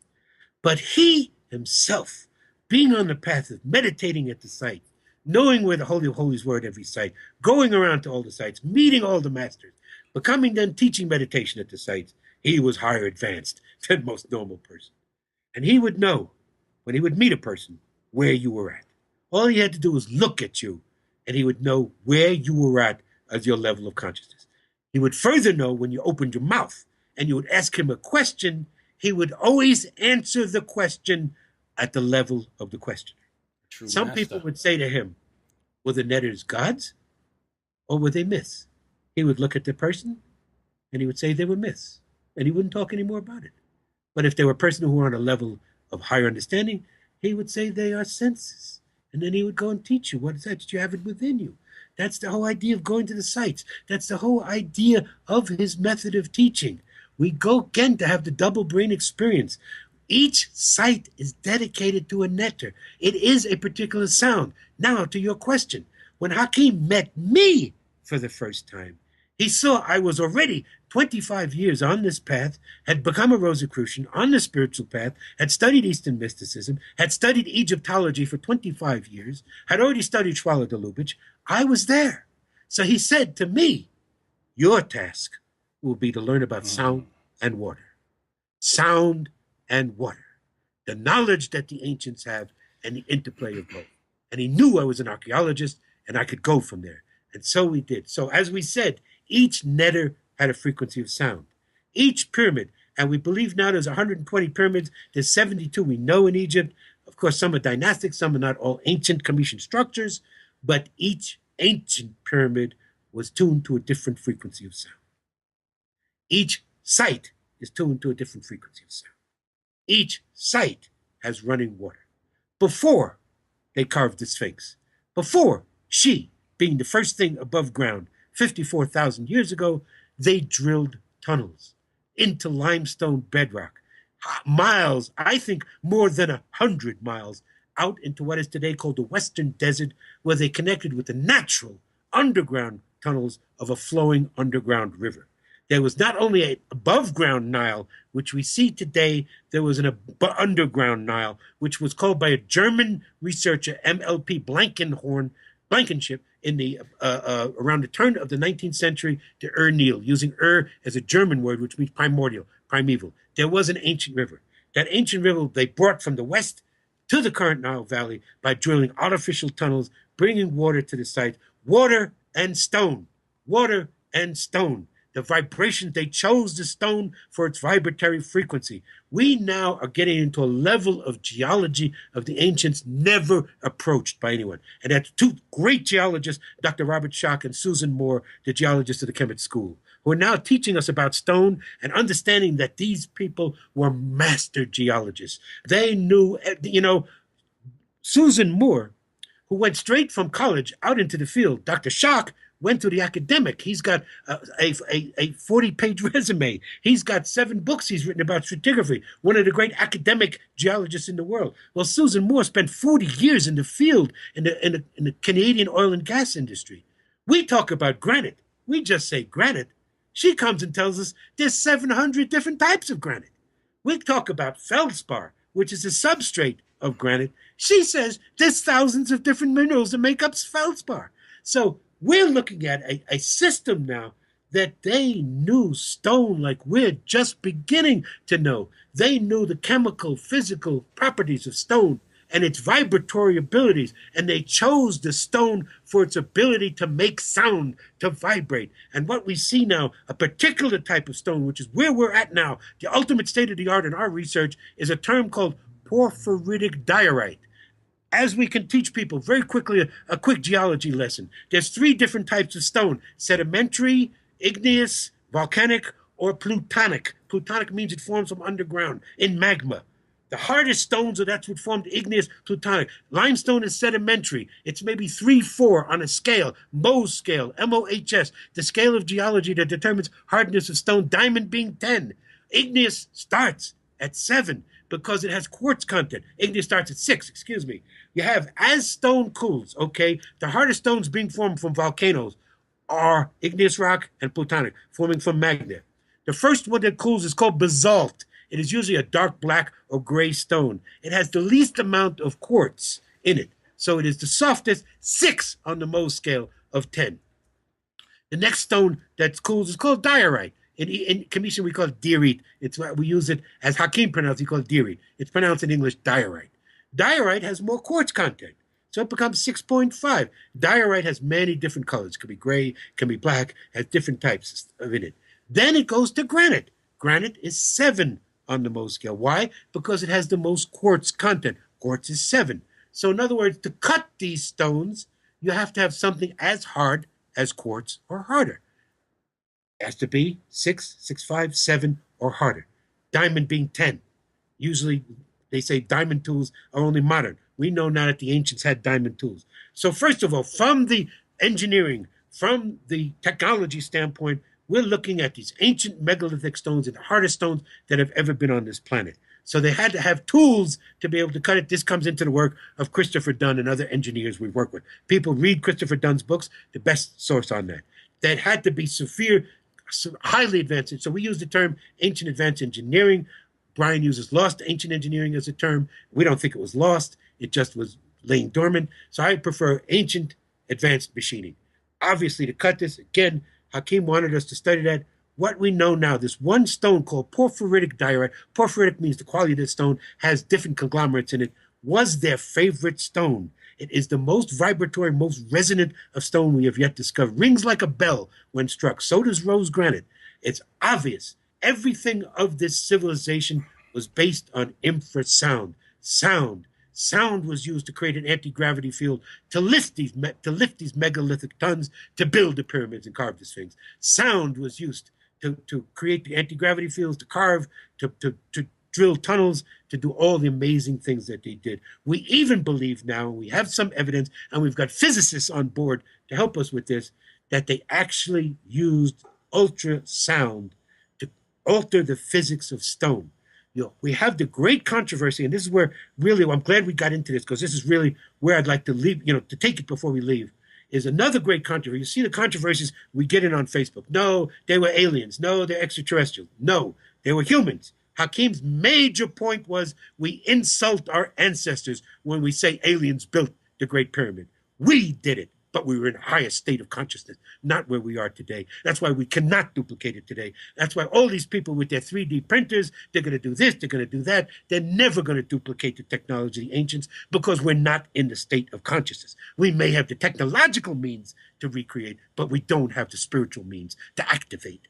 So we're never going to be able to duplicate until we go back to that state of consciousness. So the controversy now is oh, they melted these stones. A Frenchman came out with a book in 1996, a Frenchman named Joseph Davidovich, who was an organic chemist, who had developed a system called geopolymerization, a new form of plastics. He's very famous for that. He did great research. He deserves the credit where credit is due. But he went out of his field and decided to step into Egyptology, and then made this ridiculous statement that all the stones of the Great Pyramid and of ancient megalithic Egypt were synthetic, were geopolymer plastic concrete, were created. And he claims that 2 samples were given to him. He never collected his own samples. Let me say this again. If there are any archaeologists, real scientists listening, this man came up with a theory which is proffered by many people today. He did not collect his own samples. He was given 2 samples, supposedly that came from the interior of the Great Pyramid by French archaeologist Jean-Philippe Lauer. He used those. Oh, they're synthetic. It's geopolymers, blah, blah, blah. Created this whole mythology of synthetic stone.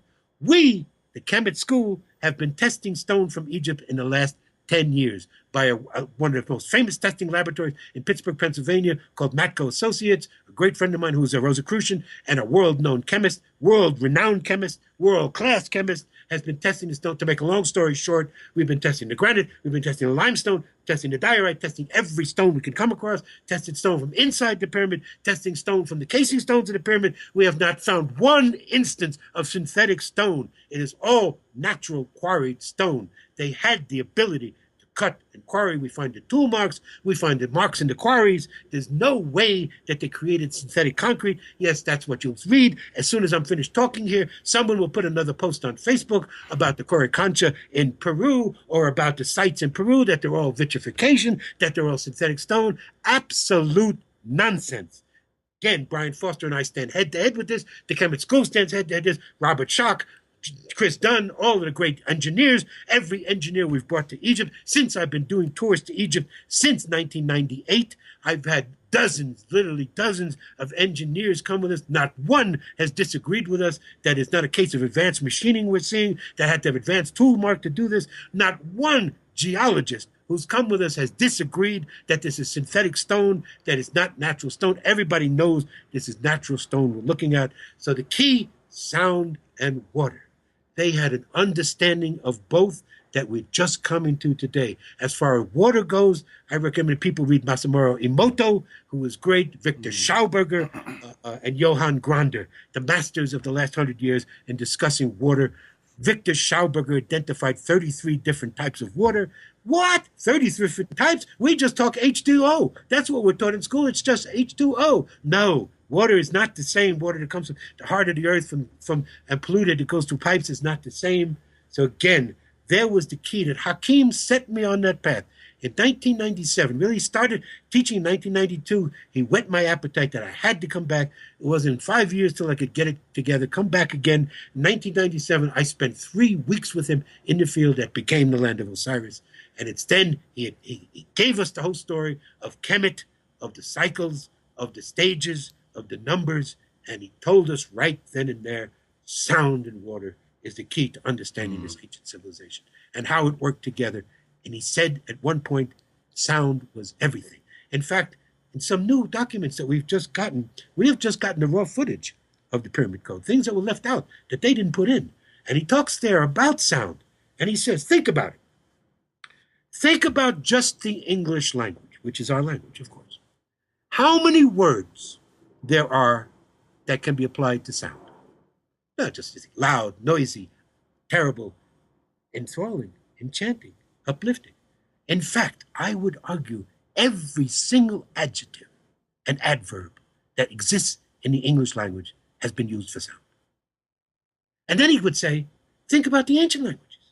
Ancient language is much more profound than English. How many words there that relate to sound? So then he said, that shows what an ancient knowing it was. Sound. Sound. And again, there is a phrase that comes from Kabbalah, because he wanted to lead it into the mystics. There is a phrase that comes from the Jewish Kabbalah that talks about the Tetragrammaton, Yod-Heh Vod-Heh, Yahweh, the name of God. And it is described as, it is the sound that rushes through the universe. So the Kemet School is rooted in this really deep philosophical and the spiritual teachings of your teacher, Hakim. Briefly, it's also based on archaeology, geology, physics, perhaps metaphysics and engineering. What I think is fascinating, what you guys do, is how you really, you do these immersive trips where you take people to Kemet out in the field and they're really able to get involved. And it's not just Kemet in itself. You have another trip coming up, right? Could you tell us a bit about that before you go? Well, yeah, we're actually, speaking of himself, Brian Foster, I'm going to be seeing him in 3 weeks. It's going to be my second trip. In September of 2014, he invited the Kemet School to come to Peru and Bolivia. He brought me and Yusuf and Patricia Awayan. And just briefly, let me just get this clear for people. Hakeem Wested in August 2008. His second younger son, Yusuf, had never really gotten into working with us. He had gone out in the field, but it was always superficial to him. It never was something he thought was his life's work. But it was always the son that Hakeem chose, the son he wanted to be the one. He got married to an American woman, Patricia Lehman Awayan, who came to Egypt with me in 2005, fell in love with Hakeem and the teaching. She probably was the best student I ever had. She got it better than anybody. She fell in love with Yusuf. They got married in 2008, right after he passed, after he wested.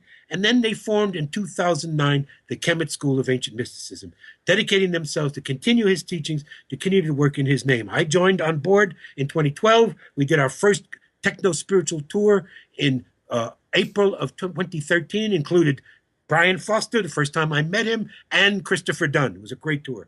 So Brian Foster brought us to Peru in 2014 to see the difference between Peru and Egypt, compare it together as he was doing with us. It was a great tour. We're now going back for our second time in July 2016.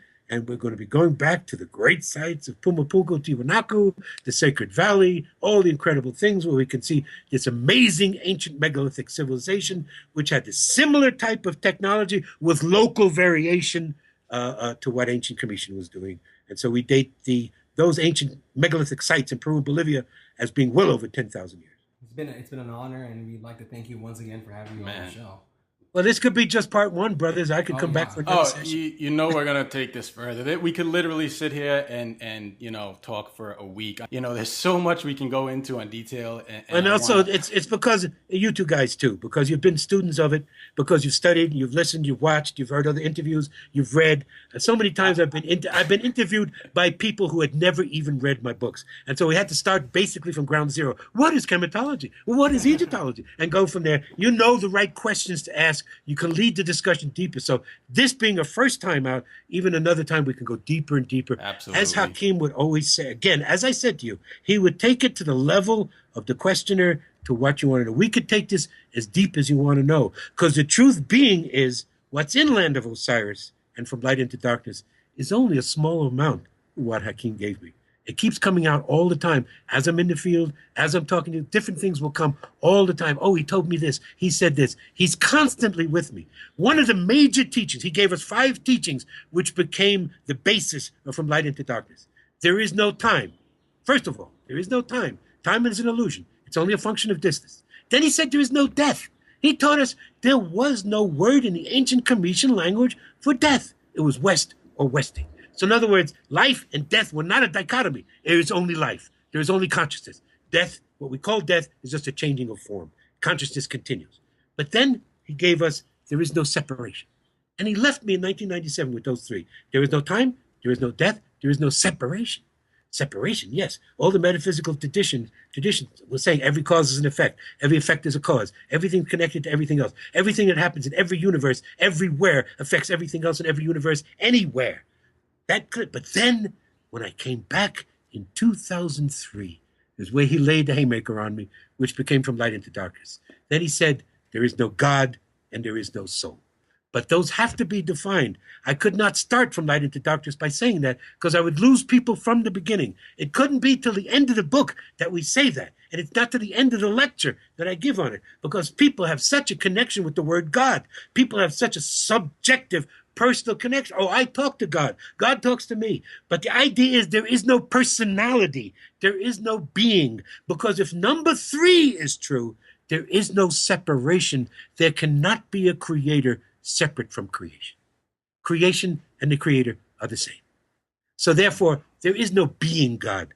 You can just say, I prefer to use the word spirit again. And that's why we don't use the word soul. Again, how many people have challenged me on that one? Oh, I do soul retrieval. Oh, I've connected with my past lives, all my different soul beings. Well, Hakim would say we're only one person. We've always been the same person. There's never been. And the quote I use in my book from the great Satya Sai Baba, when he says there are not billions of Jivatmas, Jivatmas being the Sanskrit word for soul. There is only one Jivatma. We are only all reflections of the one. So this is why we don't like to use the word soul, because soul means individual identity that you take with you through every life. Hakim would prefer the title past life cycles. And so we prefer to use the word spirit, which doesn't have an identity. Spirit is what is. It's the ether. It's everything. It's consciousness. We now know that Einstein was technically wrong when he talked about the vacuum of space. There is no vacuum of space. There's consciousness, there's energy that exists everywhere. And there is no emptiness. We are not alone, never have been alone. Nothing is alone. And so his teachings were very profound. And what I noticed, again, to leave it at that, is what I started to hear when he talked no soul, no spirit. Well, he's talking like the Buddha. He's talking like Taoism. This is the only religions that I really liked and really vibrated with were Buddhism and Taoism. And yes, he's a Taoist. He's a Buddhist. He's saying the same thing Buddha said. There is no I. It's an illusion. We're all part of the whole. And this was the basis of his teachings. So his teachings were, he used this wonderful Arabic expression, Sma'u wa'u, listen and awake. It's time for people to stop. Humans have been children, acting as children for the last 5,000 years, needing popes, needing rabbis, needing imams, needing teachers, needing parents, needing someone to tell us how to live, how to think, how to shit, how to do this, how to do that.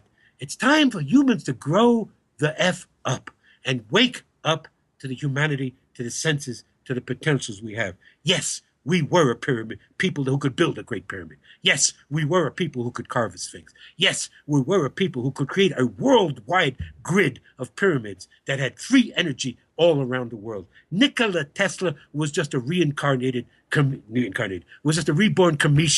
He just discovered that which we already knew. He rediscovered the idea of free energy was the norm before we developed capitalism, patriarchy, and having to charge people a meter. It was a beautiful post on Facebook just recently. I'd like to leave with it. It said, it is said that there is over $3 trillion of debt that the world has. To whom? To whom? Who do we owe to live here? Why should we have to owe anything to live, to exist, to be? Why should we have to pay any rent, any money for food? It's all here. It's all always been here. It's all always been given to us. Everything we need. Hakim would say over and over to anybody who would sit with him, we are born with everything we need. No virus, no bacteria. The ancient Cometians lived hundreds of years. They were the reasons, the objects of the patriarchs of the Old Testament. They lived until they decided to drop the body. There was no dis-ease. It's hard for people to accept it. Stephen, you know, I think you hit the nail on the head before when you said we really understand this stuff. I own both of your books. You know, I've driven out to Colorado to see your lectures. Yes, I even own a copy of Teresa Crater's Under the Stone Pour, which references the Hanuti, which ties into what you just said. But I think Hakim appears in the book in the name of Tahir Noor. Amazing, brilliant. I really, for everybody out there that's not familiar with this book, they should definitely pick it up, because I want to talk to you about that, but we don't have enough time because we will. I felt like the and teachings were channeled to the book. And let's give the credit to your cohort, because Ephraim too has shown a high awareness, a high understanding. He's shown a respect to listen to the videos of Hakim, to see who he was. He understands the respecting of elders. And so Ephraim has done a wonderful job of being what we say, a budding chematologist. Stephen, again, thank you so much, man. We really appreciate having you. We're going to have to do this again and most take welcome. It a bit further. And I'm going to leave this with one other caveat for you, both of you. I think I need to see both your faces in Egypt in 2017. Think about that. Kemet. I'll see you there, brother. Sounds good. Okay. This episode is brought to you by AncientEgyptMysterySchools.com. Immerse yourself in the hidden teachings of the ancient mystery traditions.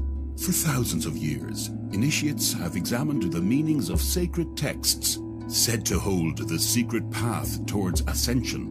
But how can we decipher these often enigmatic phrases and symbols? Join the line of ascended masters on a quest for deeper truths of our universe.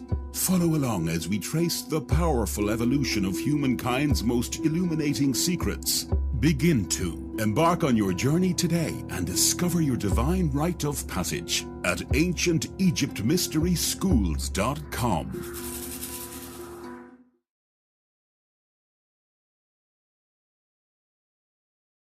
And I went into the metaphysical study of ancient Egypt. But even there, something was missing. Again, to make the long story short, it came to my awareness in the late 80s that there quite possibly was still an indigenous tradition that was active in Egypt. People who kept the old ways, who didn't get influenced by the European, Eurocentric version of Egyptology, but kept old traditions. I sought out to seek those traditions. Again, another book led me that way, a book called Ancient Egypt: A Serious Connection, written by an English mystic named Murray Hope, who talked about an organization still available in Egypt that kept the old ways. One thing led to another. A series of miraculous events led me to go to Egypt in 1992. There I met the man who would become my teacher, Abdel Hakim Aouyan, whose name in Arabic actually means the slave or servant to wisdom, and indeed he was. That began a 16-year tutorial with this amazing man. He passed from us, or we say wested, in August of 2008, but he still continues to work with me. And this has been my life's work then, to bring these teachings that he brought forward, the indigenous tradition, not ever mentioned accurately before by anyone, that was a whole different system of ideas. He basically taught Hakim that there was a previously highly advanced civilization that existed in what we today call Egypt well over 10,000 years ago. And these people, highly advanced technologically, spiritually, built the pyramids, carved the Sphinx, and were a previously highly advanced civilization before what we call today dynastic Egypt, which is what Egyptology is about. So Hakim had the system. He had been doing this for many, many years. When he passed, he was 82 years old, had been 56 years an active tour guide and teacher. And he had the system. I just put the label on it because the ancient civilization was called Kemt, or Kem, which meant the black land, the rich, dark alluvial soil deposited by the Nile when she floods, not called Egypt, which is based on a Greek word. And so we called this system chematology.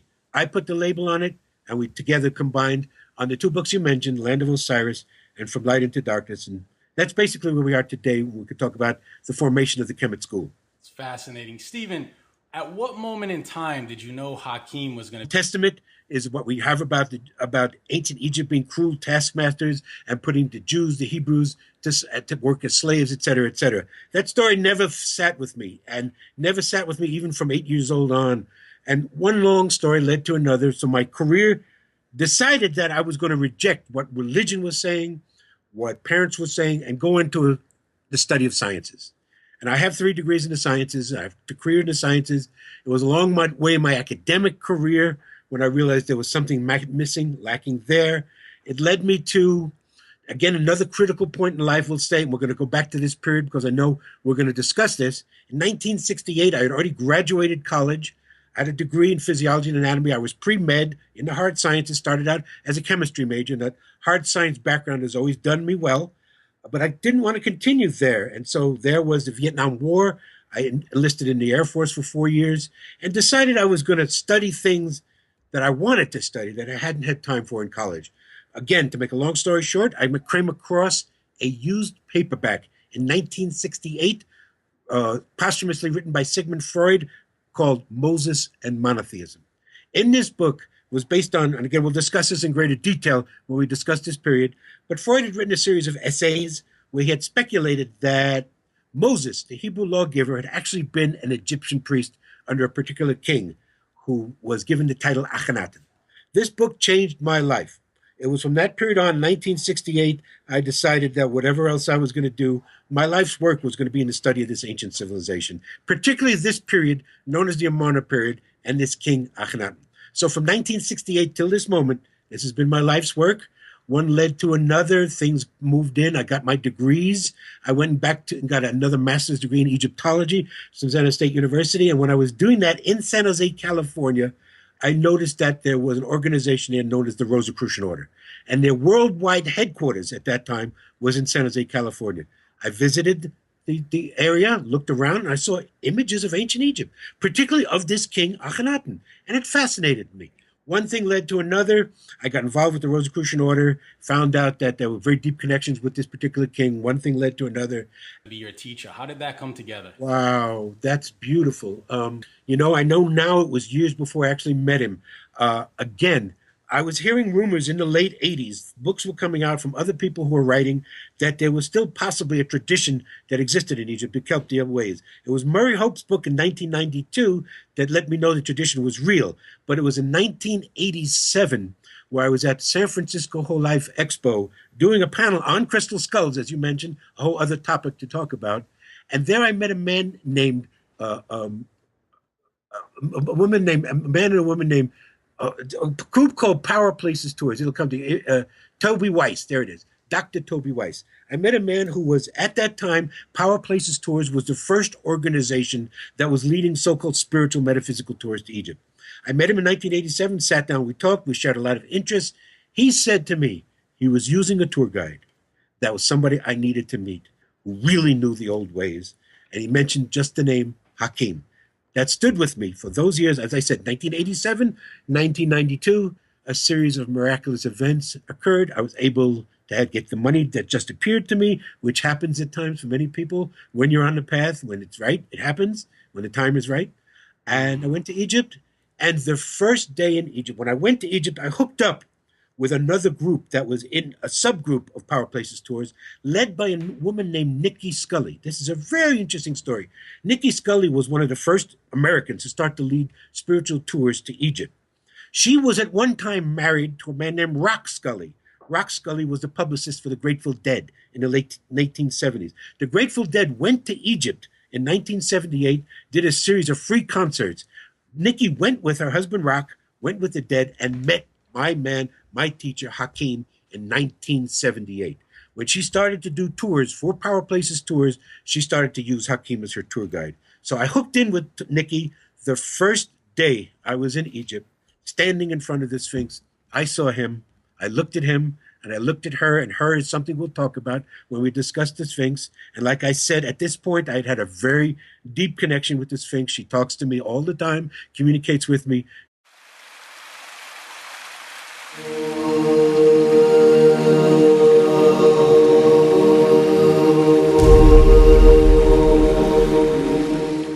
You are now listening to Music Marketing Metaphysics Podcast Radio Show, presented by AdeptInitiates.com, dedicated to the expansion of consciousness and the truth seekers of all time. And now your host, NEXT. Transmitting the teachings from Los Angeles, California. I'm your host, NEXT, and this is Music Marketing Metaphysics Podcast Radio Show, presented by AdeptInitiates.com. This episode is brought to you by AncientEgyptMysterySchools.com. Immerse yourself in the hidden teachings of the ancient mystery traditions. For thousands of years, initiates have examined the meanings of sacred texts, said to hold the secret path towards ascension. But how can we decipher these often enigmatic phrases and symbols? Join the line of ascended masters on a quest for deeper truths of our universe.